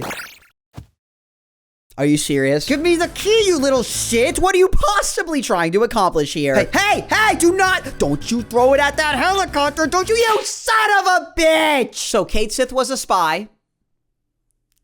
Yeah, you know, looking back, I think trusting the mysterious robot creature who, and this is not an exaggeration, appeared out of nowhere, not one of my most viable decisions. In all fairness, he has a very convincing aura. It's an incredibly complicated scenario, as stupid dumbass, we're gonna be calling him that for the time being, desperately tries to explain himself out of this hole. For yes, he was secretly a Shinra employee, controlling this toy doll in order to gain our trust, but since this journey's begun, he's developed this fondness for the group. If I can be completely honest, this speech would be a lot more convincing if you didn't, like, just actively betray us. Long story short, stupid dumbass wants to continue our journey like nothing happened. Well, normally this would be the time when I would say, you know, no. But unfortunately, stupid dumbass considered that possibility and took Marlene hostage?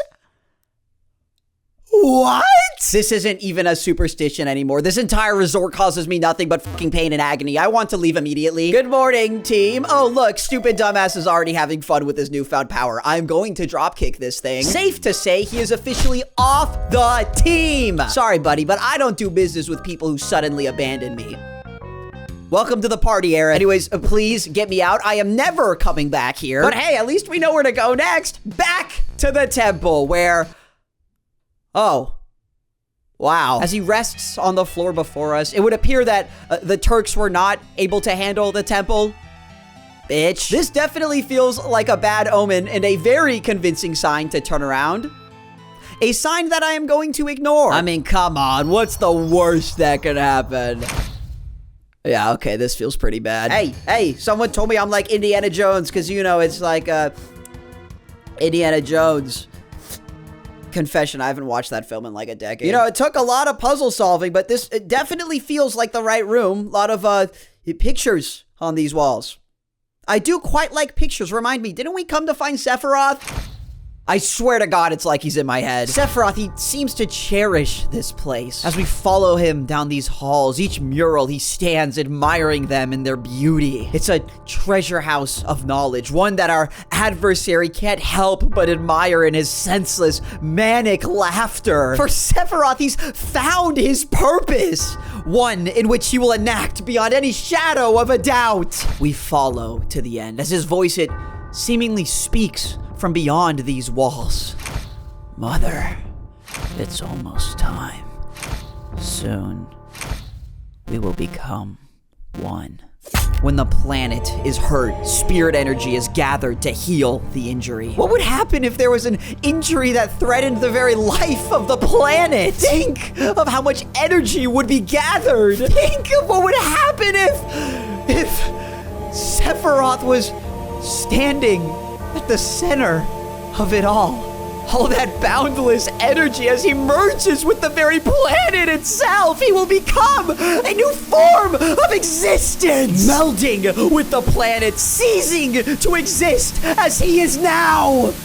Only to be reborn as a god. To damage this planet to the very brink of calamity, Sephiroth will unleash the ultimate destructive spell. A meteor spell capable of borderline extinction. They call it the Black Materia, a spell capable of destroying the world. Cloud, he's breaking. Cloud, Cloud Strife.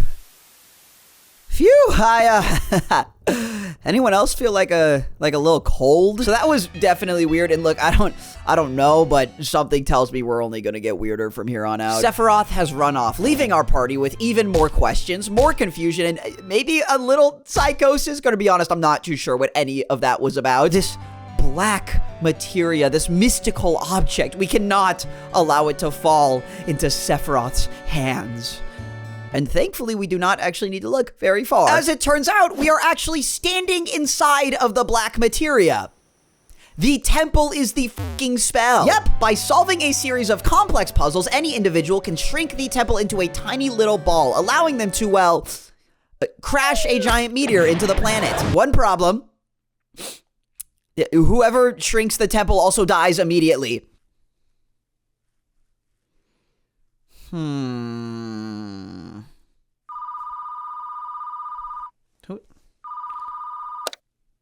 Hello?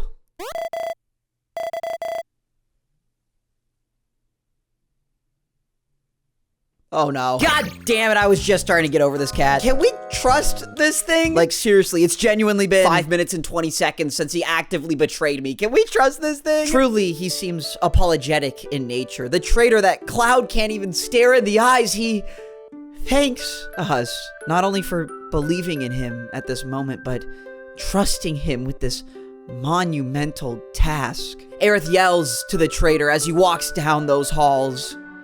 Be strong, Kate Sith. He had never heard such words before. It filled him with this unforeseen determination to help someone, to aid in the lives of others. For years, it had only been a distant fantasy. This moment, after decades of hurting his planet, for once, he can protect this world. He can begin to chip away at the sins of his peers.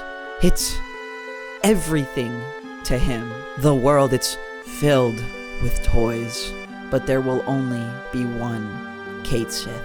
His final words, don't forget me, even if another comes along.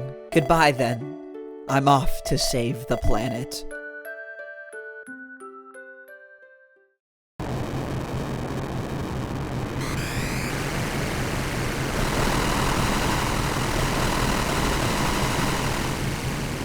Well, hey! It worked! I won't lie, outside of the, child kidnapping, I think I'm gonna miss the funny cat. Rest in peace, Kate Sith. I know you're a remote-controlled robot, but even still, your death felt powerful, so I will find it in my heart to forgive you. As we climb down the pit, grateful for our companion. The black materia, it's safe, and Sephiroth, to some degree, has been thwarted. Go us. Never mind, I lied. Suddenly, he's back. Sephiroth, he's in our head. This noise, it's unbearable. As Cloud, against his very will, is drawn to the man before. He gives Sephiroth the stone. He's breaking again. He doesn't understand who he is. Who is he? Who is he? Who is he? Who is he? Everything is white.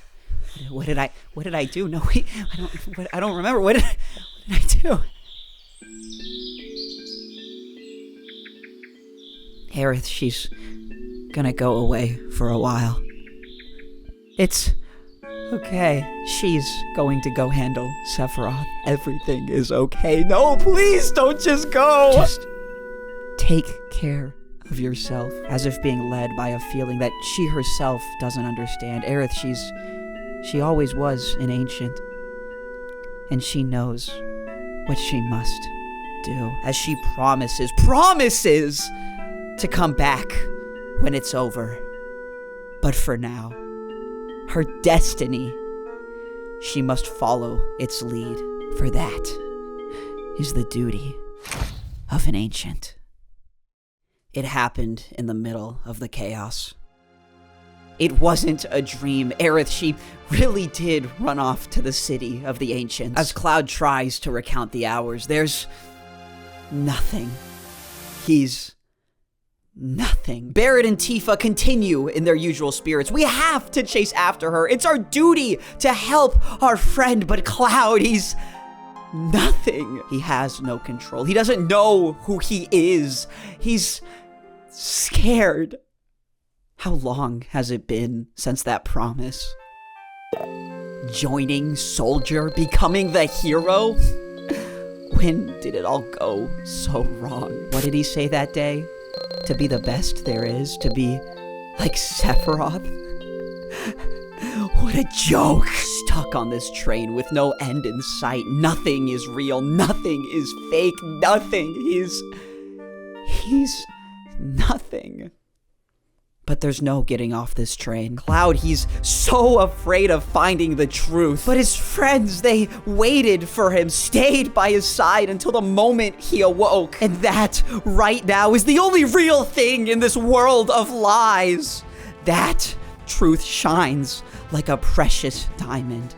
And no matter what happens next, we are not letting go. Or, in much simpler terms, fuck it, we ball, let's go find Aerith. Alright, who wants to join me this time? You gotta be joking. You know, Kate Sith, I don't know if anyone ever taught you any manners, but it really makes the whole self-sacrifice thing feel infinitely more disingenuous when you show up 2 minutes later. But,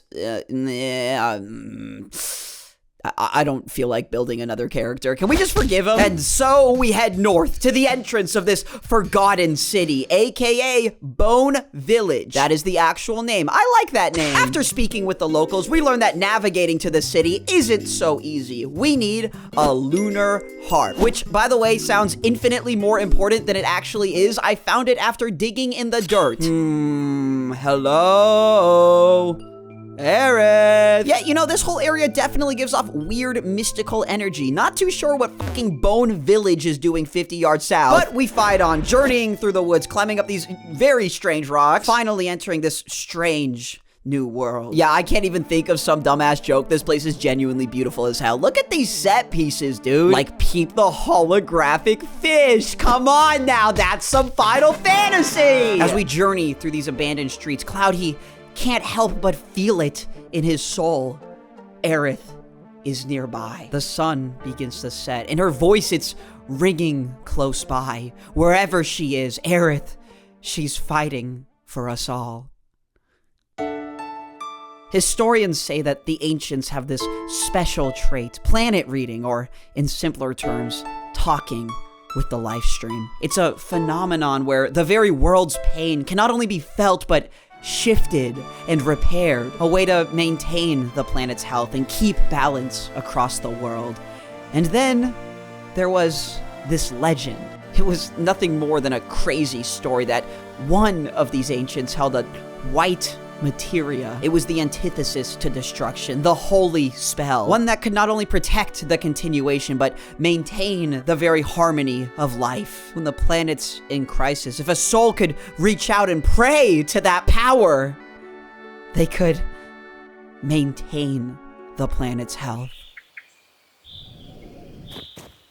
Maintain the status quo.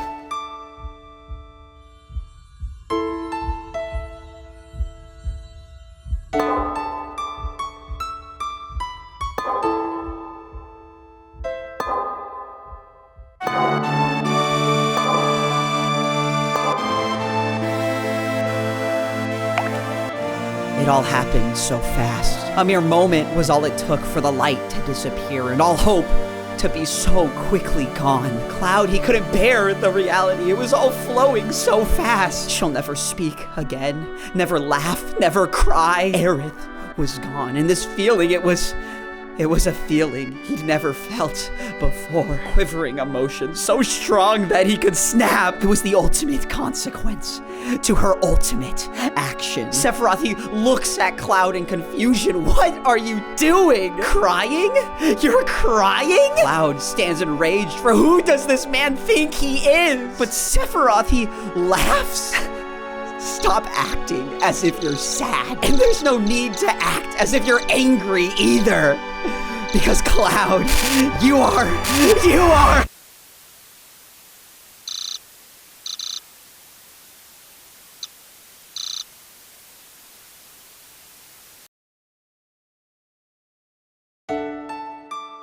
Aerith Gainsborough. Maybe it was fate that crossed us that day. Or maybe it was just some dumb twist of luck, but all of that felt so trivial in this moment. She was simply the girl who lived for us all. Aerith Gainsborough. Her story ends here.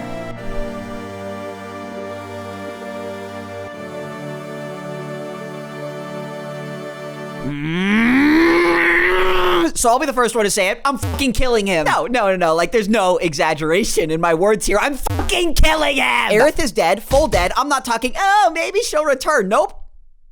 Like, I don't think it gets much more convincing than that. In what felt like mere moments, the stakes have suddenly changed. This isn't some personal matter just for Cloud. What was once a battle for the greater good now has become so much more. We've traveled the world, reaching highs and lows, every battle testing our courage and might. Most of our battles, at least. And now there is nowhere left to go but north. And Cloud, he's scared. He doesn't know who he is or what he may do next. But oh my God, I need to kill him. It doesn't matter. We will chase him to the ends of the earth. Battle whatever foes may stand in our way. For the sake of this world, no! For the sake of Aerith. Sephiroth, no matter the cost, must die. Professor Gastfarmis, Crisis from the Sky.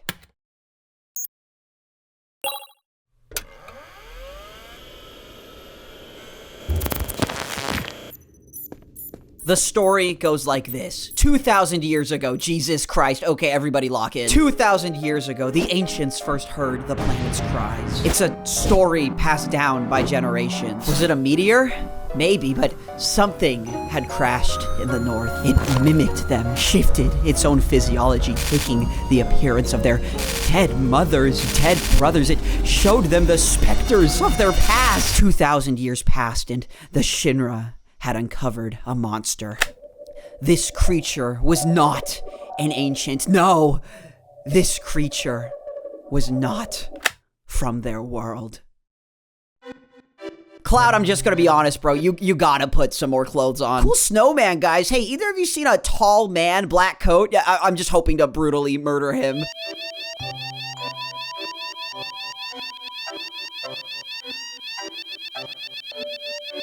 I was doing this for like 5 minutes. So we gotta head north. However, one issue, 2 words.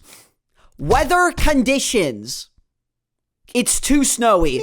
Yeah, oh, woe is me. It's too snowy. It's fucking snow, dude. Someone get me a snowboard. Oh, yeah. You thought the motorcycle was sick? No. Check me out now. Oh, shit. Ow, ow, ow, God, ow, ah. Okay, I may have underestimated the snow. I guess we're just gonna go ahead and shift that power scale. God damn it, I'm such a loser. Well, hey, at least we brought a map. Oh, it's so finished. Stupid dumbass snowboard. Who even likes snowboards? Oh, I miss my motorcycle. All things considered, you know, I hate to be that guy, but I did tell Cloud to put more clothes on. If he gets hypothermia, hey, don't look at me. Okay, I think we might actually be lost. Hello? Echo! Stinky nutsack. Yeah, that was funny. Anyone else feel like we're, I don't know, vastly unprepared for a mountain expedition? Nope, just me? All right, yeah, we're dying. Continuing up the cliffside, there's a power that we can't help but sense. In every step we take, the climate, it's more than snow. It presses against our every move. Could it really be? Is this that promised land? Because I promise I'm about to fucking kill this dude. Hey, up top. Wherever we are, something about this place, something isn't human. But that has never stopped me before. Oh, Sephiroth, I'm coming. Yep, okay, what did the script just say? Hold on. Something isn't human? Yeah, props to the writing on that one. This shit looks alien as hell. Is it the Mako? Maybe centuries of a forgotten land, but this place, it's strange. More of these clones, the same clones from back in Nibelheim. They seem to wander in states of confusion. Wind blows as the deeper we journey, the weirder this land becomes. Dead. All of them. Dead. It's just about time. Sephiroth waits beyond this chasm. Jenova has no more use for this form. All this time, it was never him. She was the one who tricked us. She was the one who escaped from that lab. She had been Sephiroth this entire time. As we fight and we fight, nothing makes sense. Had we just been a pawn in some larger game? Who is Sephiroth? Who am I? We fight on. Questions only rise, but we've come too damn far to ever turn back. We can't turn back with one final attempt. Genova Project. Professor Hojo has taken interest in 2 survivors. We will be injecting them with the next round of Genova cells. The following names will now be logged. Subject 1, last name, Strife. First name, Cloud. Subject 2, last name, Fair. First name, Zed. Suddenly, we're in Nibelheim. Sephiroth, he's in our head. His power, it's becoming too strong as something is wrong. Tifa, she's being weird. She starts begging Sephiroth to stop. But why? It's just an illusion. He's trying to get into my head. I was there. I remember those fires. Cloud yells out to the sky, Sephiroth, I know you're listening. I know what you want to say. That I wasn't in Nibelheim 5 years ago. That's it, isn't it? That's his goal. Isn't it? It's not possible. He remembers the heat of the flame and the pain that was in his heart. But Sephiroth, he's disappointed. How can we not see that this is reality, that we've been nothing more than a failure? Cloud doesn't understand. He doesn't want to understand. Why is he doing this? But Sephiroth, he just laughs. He never could have guessed that a failure would have proven so useful. Tifa begs us, Cloud, please just don't think right now. But Sephiroth just laughs. Think, Cloud, think! Soldier. When did I enter Soldier? How did I join Soldier? Why? Why can't I remember? She didn't know why she did it. She's just always been like this. It was a rainy night when she spotted Cloud in the streets. He was unwell. Something had happened to her old friend. How long has it been? 5 years! Actually, it had been 7. As they continued to talk, it was something about the way Cloud spoke. All the things he didn't know that he should, and all the things he shouldn't know that he did. But it had been so long. After all these years, he never wrote back, but right now he was here. Right here. That's why she told him about the Avalanche job. She just wanted him, for once, she just wanted him to stay. She just wanted him to stay. Finally, the search was over. Rufus, in this moment of victory, couldn't believe his eyes. He'd finally done it. This must be it. Look at all the materia, the Mako. This must be the promised land. The inspection shall begin tonight. Neo Midgar can finally begin construction. This will be the next step for the human race. The next step for the human race. That's right. Professor Hojo, he had hypothesized this day would come. The reunion where everything begins and everything ends. As Barrett enters the room, Cloud approaches his friend. Tifa, her words falling upon deaf ears. Cloud, no, Cloud! Cloud will take it from here. He tells his ally, give him the black materia. Everyone, Cloud, he thanks everyone. He's sorry, so sorry. Just leave the rest to him. Reunion theory. We have continued our study of the alien subject. Hojo, he believes to have broken through with this hypothesis, but I remain hesitant. It's all he speaks of, this reunion theory, that Genova's cells, they cling to each other in this animalistic need to unite. They brought the 2 subjects in today. If this reunion truly comes to fruition, I can't help but wonder, what will become of these young men? Can you hear it? The planet is crying.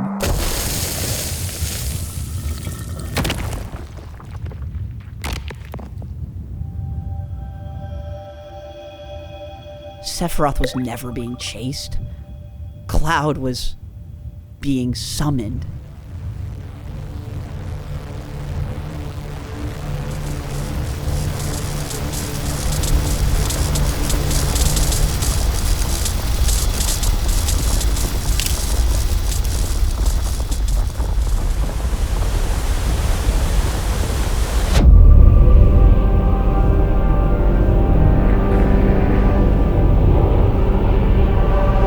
Oh, and there's one last piece to that alien story.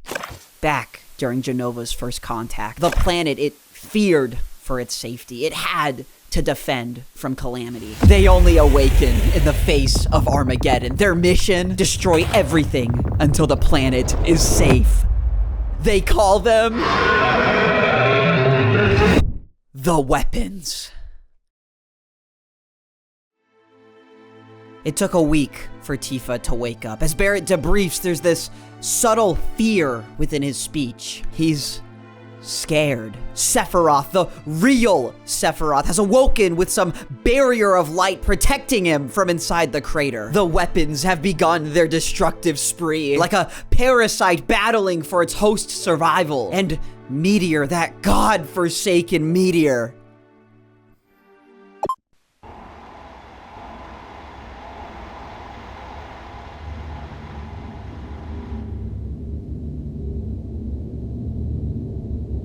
it's only a matter of time.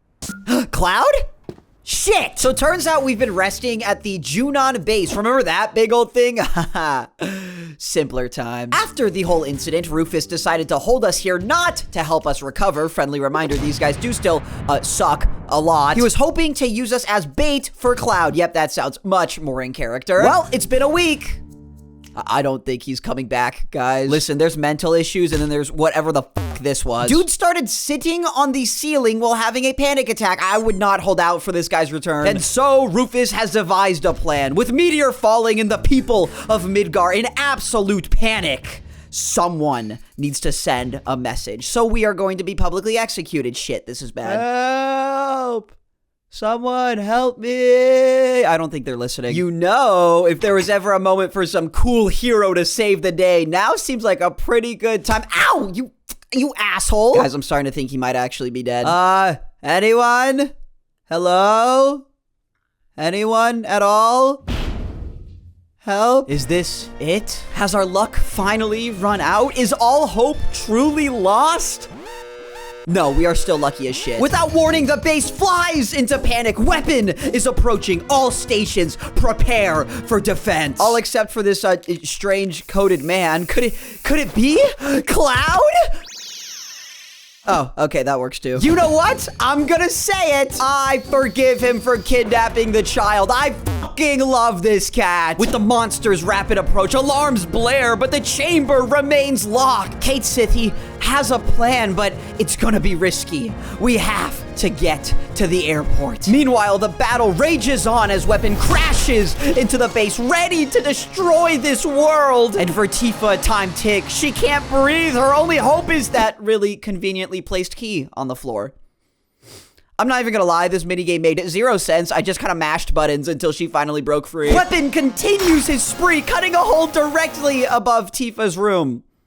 Yeah, we really are just lucky as shit, I guess. As Barrett runs across the base, Yuffie, what the hell are you doing in that disguise? We make it to the platform. Barrett, he loads his gun, for he is ready to fire! With one last shot, Weapon falls to the sea. We descend with soldiers hot on our tail. I have no clue where we're going, and I don't think Tifa does either, because why are we running onto the cannon? This cannot be your best plan. Ow, God, why does she keep hitting me? Let her have it, Tifa. You better let her have it. Oh, yeah, now that. Yeah, that felt good. What you gonna do about that, huh? What you gonna do about that one? Ow, God! Yeah, that was pretty predictable. You piece of shit! Why do I feel like we're just gonna keep going back and forth? Ow! Run to the end of the cannon? No. Don't tell me we... Oh my God! How the hell do we keep getting away with this shit? Go! We're getting out! Screw the Shinra! Screw Sephiroth! I still have no clue where this guy could possibly be. But that's irrelevant because, oh my God, we are so back! Good times. Hey, Yuffie. You good? Oh, okay. No, she is incredibly motion sick. You know what? We're just gonna leave her to that. Oh my God, look at this place. And everyone's here. Vincent, Red 13, Kate Sith, Barrett, Sid. We already saw Yuffie. Prayers for her. I think she might actually be dying. Cloud is still missing.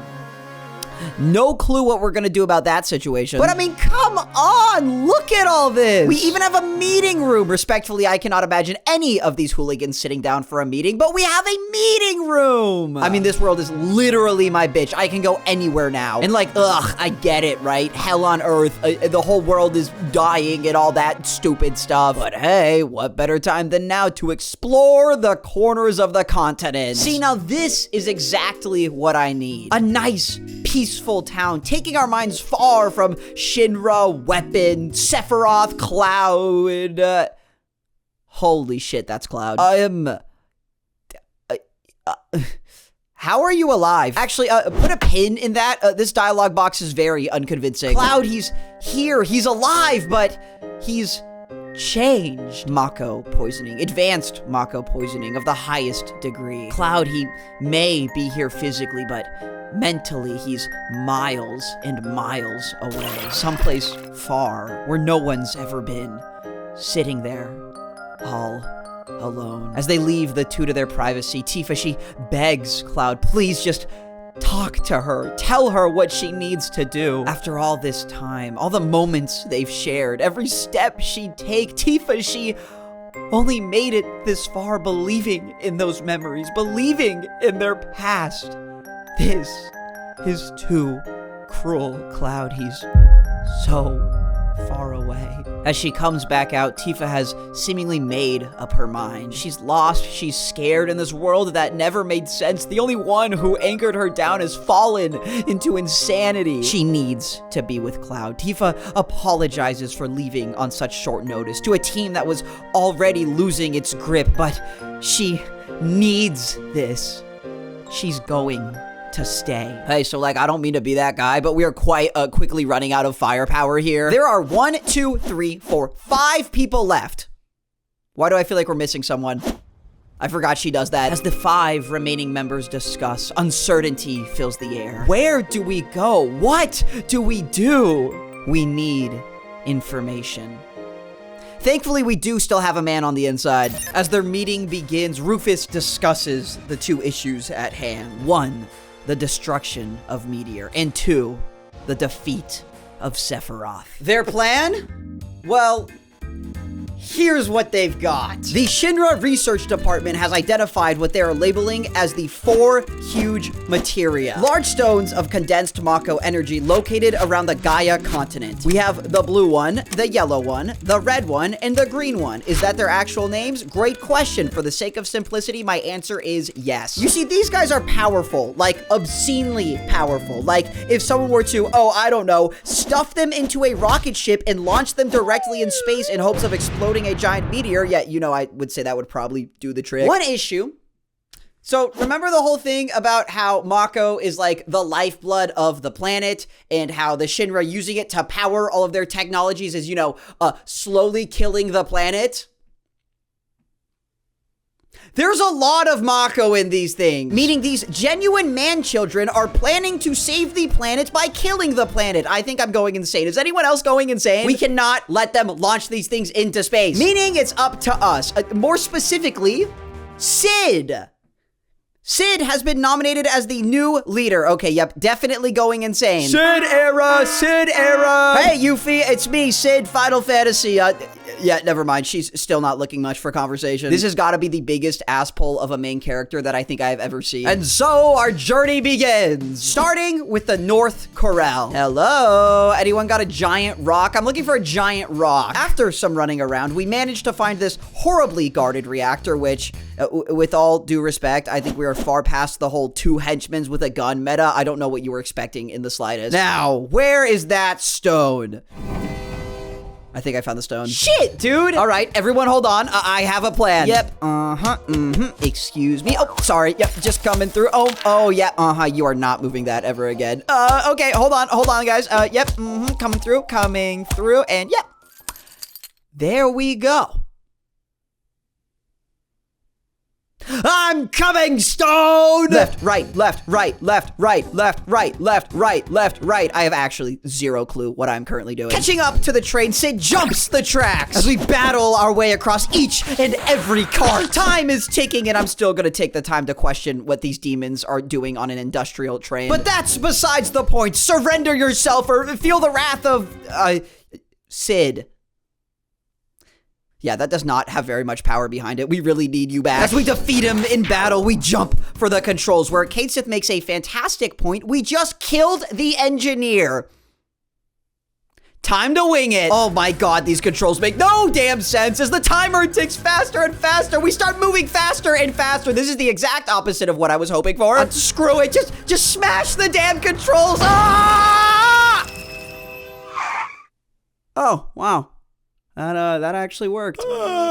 Yawn. Just another job well done. You know, I gotta say, they were over-exaggerating. This leader thing is easy. That was the most stressful moment of my life. Can we please get Cloud back? At least the town is saved. And hey, we only gotta do that 3 more times. I think I'm gonna have a heart attack. Next stop, Fort Condor. Please note this place's architecture. Yes, that is a giant bird on top of a mountain. So apparently the story goes like this. At some point in time, the Shinra came to this big-ass mountain to construct another reactor. All was great and all was well until this gigantic bird said, hey, this looks like a cool place to have kids. And just completely disregarded any property rights. Now, unsurprisingly, Shinra was not too happy about building a billion-dollar bird's nest, and so they've been at war trying to kill it ever since. Now, I can't actually comprehend why these people are so committed to keeping the bird alive. Maybe that's just a peek into my sick and twisted mind. Jesus Christ, do not put that in the video. But lo and behold, they do possess the huge materia, so I literally don't care. I will do whatever you tell me to. Okay, a little tower defense. I can get behind this. Just gonna set up some units, get a catapult, throw down some attackers. Now we're moving. Get a fighter over here, a couple shooters over there, set a dart at the straight, sniper right above, save to a 3-2-0, target to last. This will hold them until Sada. Now cross path at 2-3-0, solving for both camos and leads. Tac shooter at the cross, 205, out buff for the Piers. And at this point, we might as well get the MIB. Up the dart to a 4-2-0. This will hold you till about round 80. Get a 0-2-5 Ice Monkey classic strat for the DDTs. Elite Defender because f*** it, you're rich. Might as well grab a Juggernaut too. Don't want any overflow, so we 5-2-0 a Desperado, and that's all it takes to beat Chibs. Oh, and also we got the materia. 2 down and 2 to go. Talk about time. We're not only efficient, we're zooming. You know, we're making such good time. We could even go check in on Cloud, go make sure he's not, you know, dead. Hey, buddy. You all right?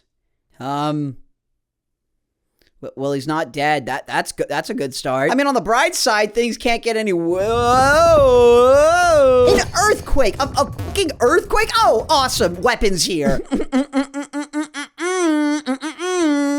The game wants us to fight him. This feels bad. This feels like insanely bad. Like, I'm not one to question battle experience, but I think Sid has been our party leader for, oh, you know, 4 minutes. We battle for our lives, every hit chipping away at our part. Never mind. Is that a victory? I'm taking that as a victory. Weapon flies off, but the shaking continues. The ground, it's getting worse. The live stream, something has irritated the Mako. We have to get out now. As we yell to Tifa, get out, get Cloud and get him out. She grabs him. She runs faster than she's ever ran before, but there is no time. She couldn't protect him. A sealed up secret, wish, tender feelings that no one can know. I wanted to be noticed. I thought if I was stronger, someone would notice. It was the first time Cloud ever visited. They had been neighbors for years, but they were never that close. Maybe that was when the confusion began. Tifa always had her group, laughing at all their stupid jokes. Cloud, he always thought they were so childish. That day, when Tifa was so overcome with grief, the reality of her mom, a weight too strong for any child to bear. She was just a kid. She just wanted to see Mom again. The grown-ups always said to stay away from the mountains. People go in, disappear, and never return. No one crosses alive, but maybe, just maybe, Mom was past those cliffs. Maybe if she climbed that mountain, she could see her again. Tifa's friends, they tried to intervene, but her mind was already made. As Cloud, he followed, keeping his distance behind the group. One by one, each friend ran away, but the two of them, they kept going. One misstep. Tifa was in a coma for days. They all thought she wasn't coming back. Cloud was so angry. He wanted to be stronger. That was the first time he learned about Sephiroth. The planet is crying. Tifa awakens in this abstract world. A line between the stream and Cloud's very conscious. This is where he's been searching for the truth. All of those years, the confusion. When did he become so lost? He knows the answer. They both know the answer. The Nibelheim Incident. 5 years ago, legendary war hero Sephiroth visits Nibelheim while accompanied by an entourage of 2 Shinra soldiers alongside first-class soldier Zack Fair. Investigate the Mako reactor. Identify nearby hostiles. That was their mission. Led by a young girl named Tifa, the group journeys to the reactor, discovering Jenova's chamber alongside the strange Mako-infused hybrids, both factors planting seeds of doubt within Sephiroth's mind. He descends into madness, massacring the village as Zack was too late to intervene. In hopes of saving the mission, he chases after Sephiroth back to the reactor's core, finding Tifa mourning the murder of her father. Sephiroth killed her father. Before she can think, Tifa chases after the man, but her will was for naught, as she's wounded just moments before Zack Fair's arrival. And so, he does what any hero would do. Zack Fair chases after the man. Zack Fair confronts Sephiroth. Zack Fair was the hero that day! Zack Fair was defeated by Sephiroth. And Cloud Strife witnessed everything.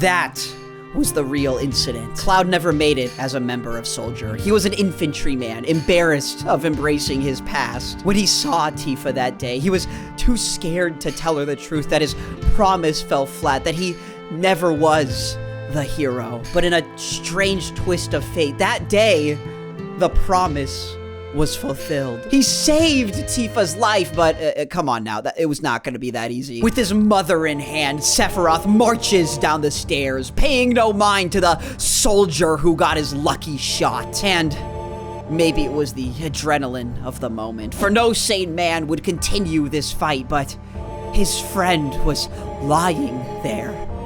For all Cloud knew, any word could be Zack's last, and there was but one request. Cloud, kill Sephiroth. This is insane. This is utterly insane, but sometimes you get your lucky shot.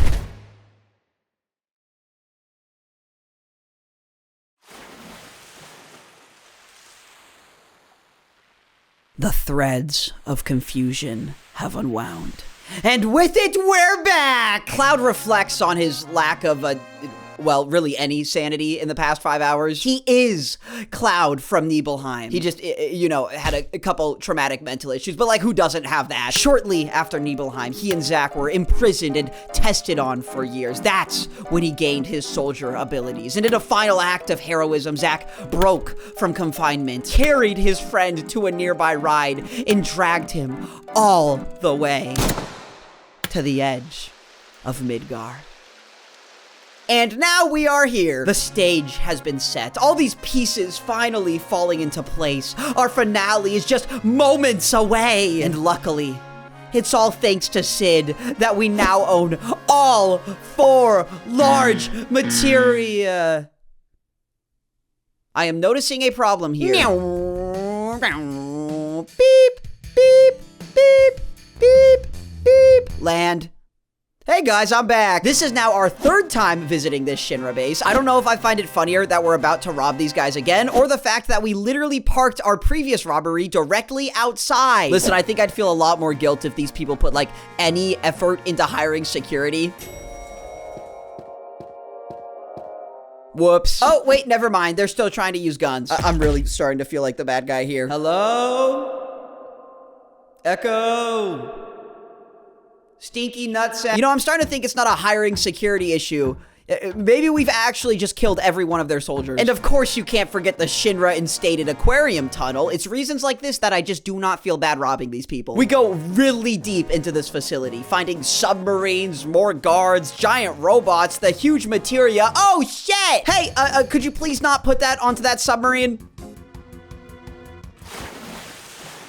That feels like a problem. With no time to spare, we run for the nearest vessel. There's even more guards here. Can you guys please stop engaging me? I'm literally running out of jokes to make. Bursting into the captain's room where, god damn it! Can we just like take them prisoner or something? Yes? Awesome. Where has that option been for the past 40 hours? I have no clue how to drive this thing, but the fate of the world relies on us catching that materia, so let's do this.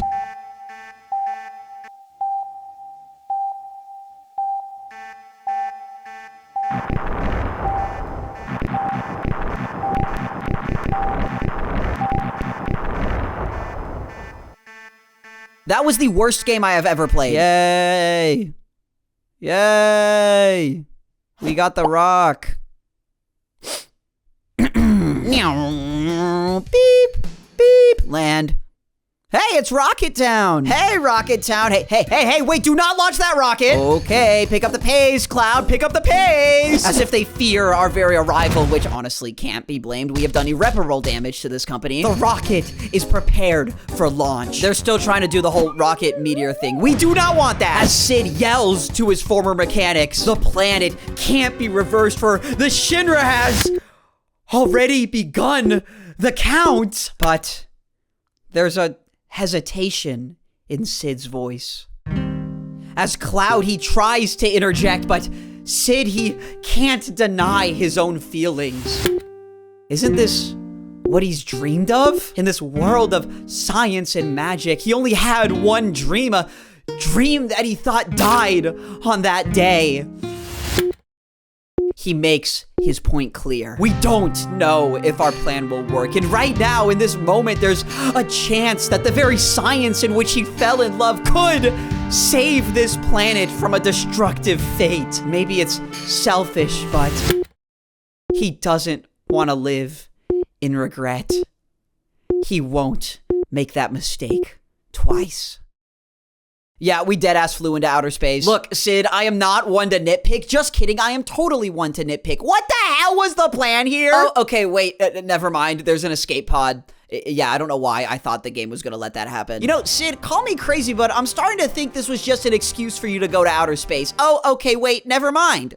This was just an excuse for him to go into outer space. Gonna be honest, this is not surprising. Well, Sid, in the nicest way possible, I think you just lost all of my respect, but if we live, then I will consider forgiveness. Ugh, all right, just gotta get you out of this cage. Sid, give me the code. He doesn't know the code. I'm reverting back to that previous statement. You are not regaining my respect. Circle, triangle, triangle, square. Nope. X, circle, square, triangle. Not that. Square, circle, circle, square. Sid, I need help. X, X, X, X. Yeah, that wasn't happening. Triangle, square, square. Shit. Square, triangle, triangle. Shit. Circle, triangle, square. I feel like I already did that one. Circle, circle, circle. Circle. We're dying. Circle, square, XX. Just kidding, I lied. That's just unbelievable. Am I the smartest man on the planet? Be honest, guys. Comment if I'm the smartest man on the planet. Look, I'm not one to downplay another man's hobby, but like the sensual glass rubbing. Sid, put on your fucking seatbelt. And just like that, the Shinra have been foiled. The world watches in horror as Meteor continues, and I can't help but think to myself, if we screw this up, I'm gonna kind of feel like an asshole. So, after a quick stop by the old Bugster, because God knows I am not holding on to these things, now feels like a pretty great time to consult my things we need to manage in order to secure the planet from an otherwise cataclysmic world-ending threat. Checklist. So, I like to imagine that there are 5 factors currently standing between us and not brutally dying. Number 1. Protect the 4 huge materia. Go ahead and cross that off. See, we're already making progress. Number 2, destroy weapon before it literally kills everyone. Probably gonna want to get to that one sooner than later. Number 3, fuck with the Shinra some more. There's not much thought here. I just think it's funny at this point. Number 4, kill Sephiroth. I'm putting this in all caps because, spoiler alert, I fucking hate Sephiroth. And finally, number 5, stop Meteor. This one kind of coincides with the previous. I just wanted to make a more dramatic checklist. Shinra. Ah, damn it. Everyone, we're killing Godzilla. Hey there, doggy. Just gonna stand here, I guess. Yeah, you know, awaiting my impending doom. Anyone got popcorn? There we go. All right, come here, you. I have something to say. I am really scared. As we begin our fight, it starts off pretty poorly. That says 0. But it's okay. I'm not nervous. You're nervous. Kate Sith, go ahead, slam a comet into this thing.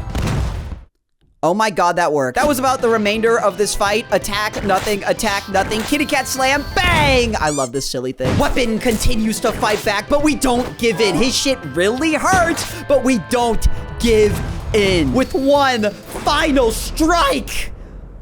Weapon shudders as the battle is done. Weapon steps back. They're fine, but there's a weirdness in its movements. Something, maybe someone has garnered his attention. From the peak of Midgar, a deep anger is brewing. A desire for results. From the very heart of the city, there's a murderous energy. Oh my god, they built a giant cannon. See, this is exactly what I am talking about. Financial literacy. You need financial literacy. Half of that tower, unnecessary. The casino, unnecessary. The fish tank, unnecessary. The mega cannon was unnecessary. You budget cut security, but you own a fucking super city. Do we not see any issues here? I'm telling you, this company was going down with or without my intervention. Hold on. Did that psycho just say fire? Holy shit! I mean, sure, that's one way to do it. Not what I would have did, but fuck it. Okay, kaiju dead. Jesus Christ. You know, it's funny. That was so quick and brutal, I almost feel bad for the thing. Surely Rufus won't face any major repercussions for that incredibly brash decision. Suck my fucking balls, rest in piss, dipshit. Cross you off. You know, that felt like ample tomfoolery. We'll cross you off, too. Oh, look, guys, I'm Rufus Shinra. No, you're not. Unfortunately, the joy does not last very much longer because it takes all but 5 seconds for Kate Sith to start acting strange. As the cat runs to the corner of the ship, he's seemingly in panic, phoning back to Shinra HQ where Reeve, holy shit, Kate Sith is Reeve. You know, that would have been a much cooler reveal if this dude had said, like, more than 5 lines this entire game, but hey, it's him! Reeve jumps into panic. These readings, no, it can't be. Someone is trying to fire again. It's Professor Hojo. Wow, the crazy mad scientist had a secret agenda. What? He will aim cannon mast directly at Sephiroth. Fire an unprecedented level of Mako energy, helping Sephiroth reveal his final form. Reeve yells at his colleague, do not fire that shot. For an attack that quickly of such magnitude, the power would destroy Midgar. Barrett yells to Kate Sith, do something. This is so much more than the Sector 7 massacre. This will be all of Midgar, but He's powerless. Reeve is placed under arrest for siding with the terrorists. And as the cannon is prepared for launch, Midgar's fate seems inevitable. So what do? What does Avalanche do when the world is at stake? When your very planet is dying, being harvested to the core? You must fight the system. Ride that train to the end of the tracks. You must stand to the Shinra to protect the ones you love. No! To protect the planet you love. For that is the mission of the Avalanche Gang. Fortnite Battle Royale. Here we go. All right. Just gotta get to that cannon. How do we get to the cannon? Well, we make our way underground. Yeah, it turns out when an entire city is placed under martial law, not a good time to be seen. So we run down tunnel after tunnel, tunnel after tunnel, tunnel after tunnel. Guys, it really feels like we're padding the game here. Popping up right under the cannon's core, where we fight the remaining employees in a giant mech suit. Financial literacy! I mean, this thing is barely even functional. A couple lightning strikes, a few swings, and we literally kicked their ass. Oh, hold on. Give it a sec. Huh. See, usually this is the part where the machine brutally explodes. With no time to spare, we continue our way up, climbing the scaffolding towards the peak of the cannon. Every soldier jumps in our way, but we battle on and we battle on, running down the cannon where Hojo, he's still here. Cloud yells to the man, "Stop this nonsense!" But he's ignored, just like those days in the lab. Hojo, it pains him to even speak to the failure. Energy levels are at 83%. He will be the one to help his son. What? Okay, so Sephiroth is like actually this guy's kid. Not like oh, he's my lab experiment, I think of him as my own type of way. No, I'm talking full-blown biological child. Hojo laughs maniacally. What will Sephiroth think when he discovers his own DNA? Years and years of looking down on the professor, yet he shares his very blood. Gotta be honest, I cannot see the resemblance. You see, back when the project first began, Hojo, he had a child on the way. He elected the idea to Professor Gast to inject Sephiroth with those cells. Hojo created the monster that's destroying this world. His love for science destroyed his love as a father. And now, standing as the final man, the only one left between Cloud and his child, Hojo has injected himself. The man is unstable. He woozes and woozes, summoning experiments to fight by his side. As we attack the man, Hojo, he's melting. You can feel the humanity slipping away with every single hit until finally... I just pooped my pants. Ew! Ew! What the hell is that thing? Ugh! Ew! Kill it! Fucking kill it! But don't worry, it only gets weirder. Next phase, he cocoons into a super life form. Anyone else feel scared, alarmed, petrified? I died 1, 2, 3, 4, 5 times. That was not fun. But finally, Shinra's finished. Just gonna go ahead and cross that off one extra time. Finally, as we once again stand upon the mast of our ship, now it's time. 7 days remain before meteors fall, before Sephiroth obtains his wish, and this planet is no more. As we fly across the clouds, Cloud, he thinks back to that moment when Jenova attacked and Aerith fell. That day, she was smiling, like her peace had been made. It was as if she knew everything was going to be okay. Aerith, she trusted that we would find our way. Sid loads the boosters, for this will be the Highwind's final trip. Either the world will be saved or calamity shall prevail. But no matter the outcome, this will be our final fantasy. I wrote in my script, pull it up on screen. I wrote in my script, "This is the worst line you've ever written. Please keep it in the video." This is a very serious YouTube channel. It's strangely quiet. As we descend upon the ladder, there's almost a peace in the air, like a calm before the storm, a final before the fantasy. I'm so sorry. For now, our descent can begin.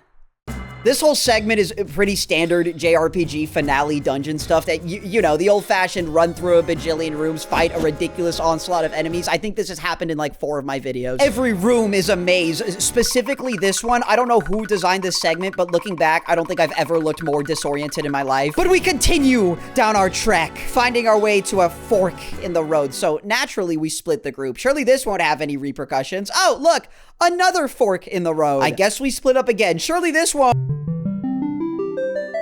I want to take a moment to highlight that this entire final segment has 0 save points. To you, dear viewer, that was merely 60 seconds, but for me, I just went back 41 minutes, 27 seconds, and 35 milliseconds. What the shit? We descend once again, this time being extra careful not to get too split up. I learned that lesson last time. As we finally near the bottom of the cavern. Regrouping with the gang, we stare into this glowing abyss, for this is the center of the planet. The energy is strong. Every jump carries weight. Every step, another look. To the final fantasy. To the final moments of our path. The edge of this very world. There's a platform in the center. A stage for our heroes. This place, it's beyond this world. Is this the essence of life? No. It's Jenova's lair.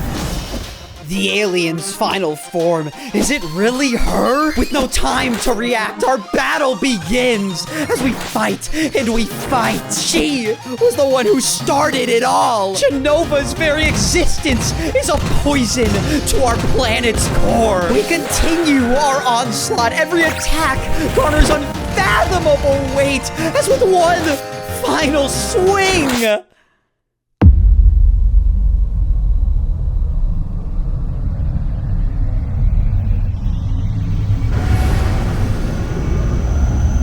The battle was only beginning. The planet is crying. Everyone is here. Everyone is here. Sephiroth floats before our heroes. Not Jenova, not some disguise, but Sephiroth. The Sephiroth. He holds our heroes up. Standing before this power, we're weak. This isn't good. He's already gained so much strength. But it's there. Behind him, the holy spell is shining. Aerith's prayers are shining. This is our one and only chance. Aerith's memories, our memories. We will show this planet our memories.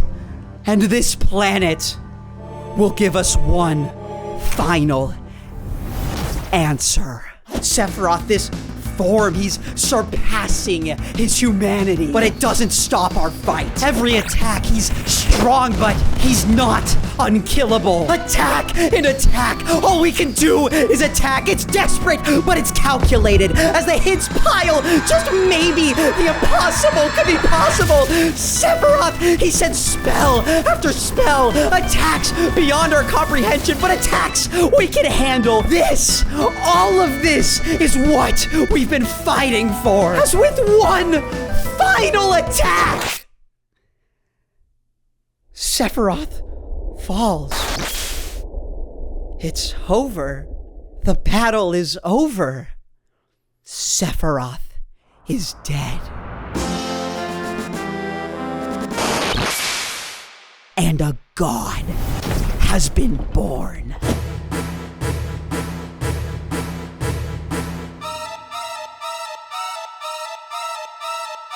Its power beyond comprehension. His plan was a success. This being, this one-winged angel, It's divine. But we don't stop now. Like real shit, where would we even go at this point? It's chaos beyond chaos. Every attack demonstrating the bounds of true power. Is our fighting for naught?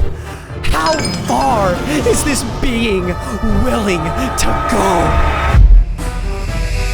Beyond Pluto, beyond Saturn, beyond Jupiter, a power greater than the sun, one that can destroy Mercury and shatter Venus, taking the very essence of our universe and delivering a blow of universal scale. For this is the power of a god. Real shit, for a second, this entire attack animation is 1 minute and 50 seconds. He does this like 10 times. The battle goes on. We're barely holding on, but we heal and we fight. Why are we frogs? When did he turn us into frogs? It's a long fought fight. Every swing carrying millions of lives. But we can't forget why we're here. That reason we fight.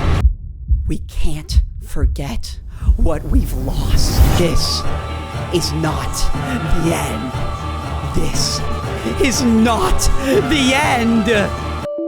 Or fuck me, never mind, it is. This is not a bit. I'm not even playing this up for comedic value. Right before beating this fight, I am not shitting you, my game crashed. Maybe it was one of his special moves. Okay, Charlie, skip forward to back to the fight. This is not the end. This will not be our planet's end. We fight on and we fight on, and with one final attack.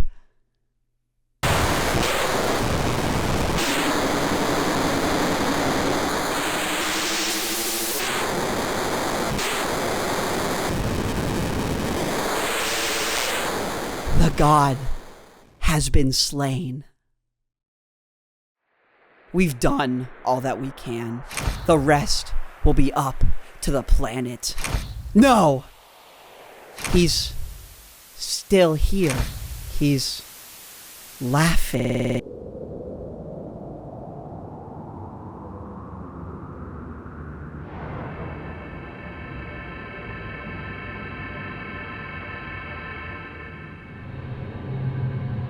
One last fight.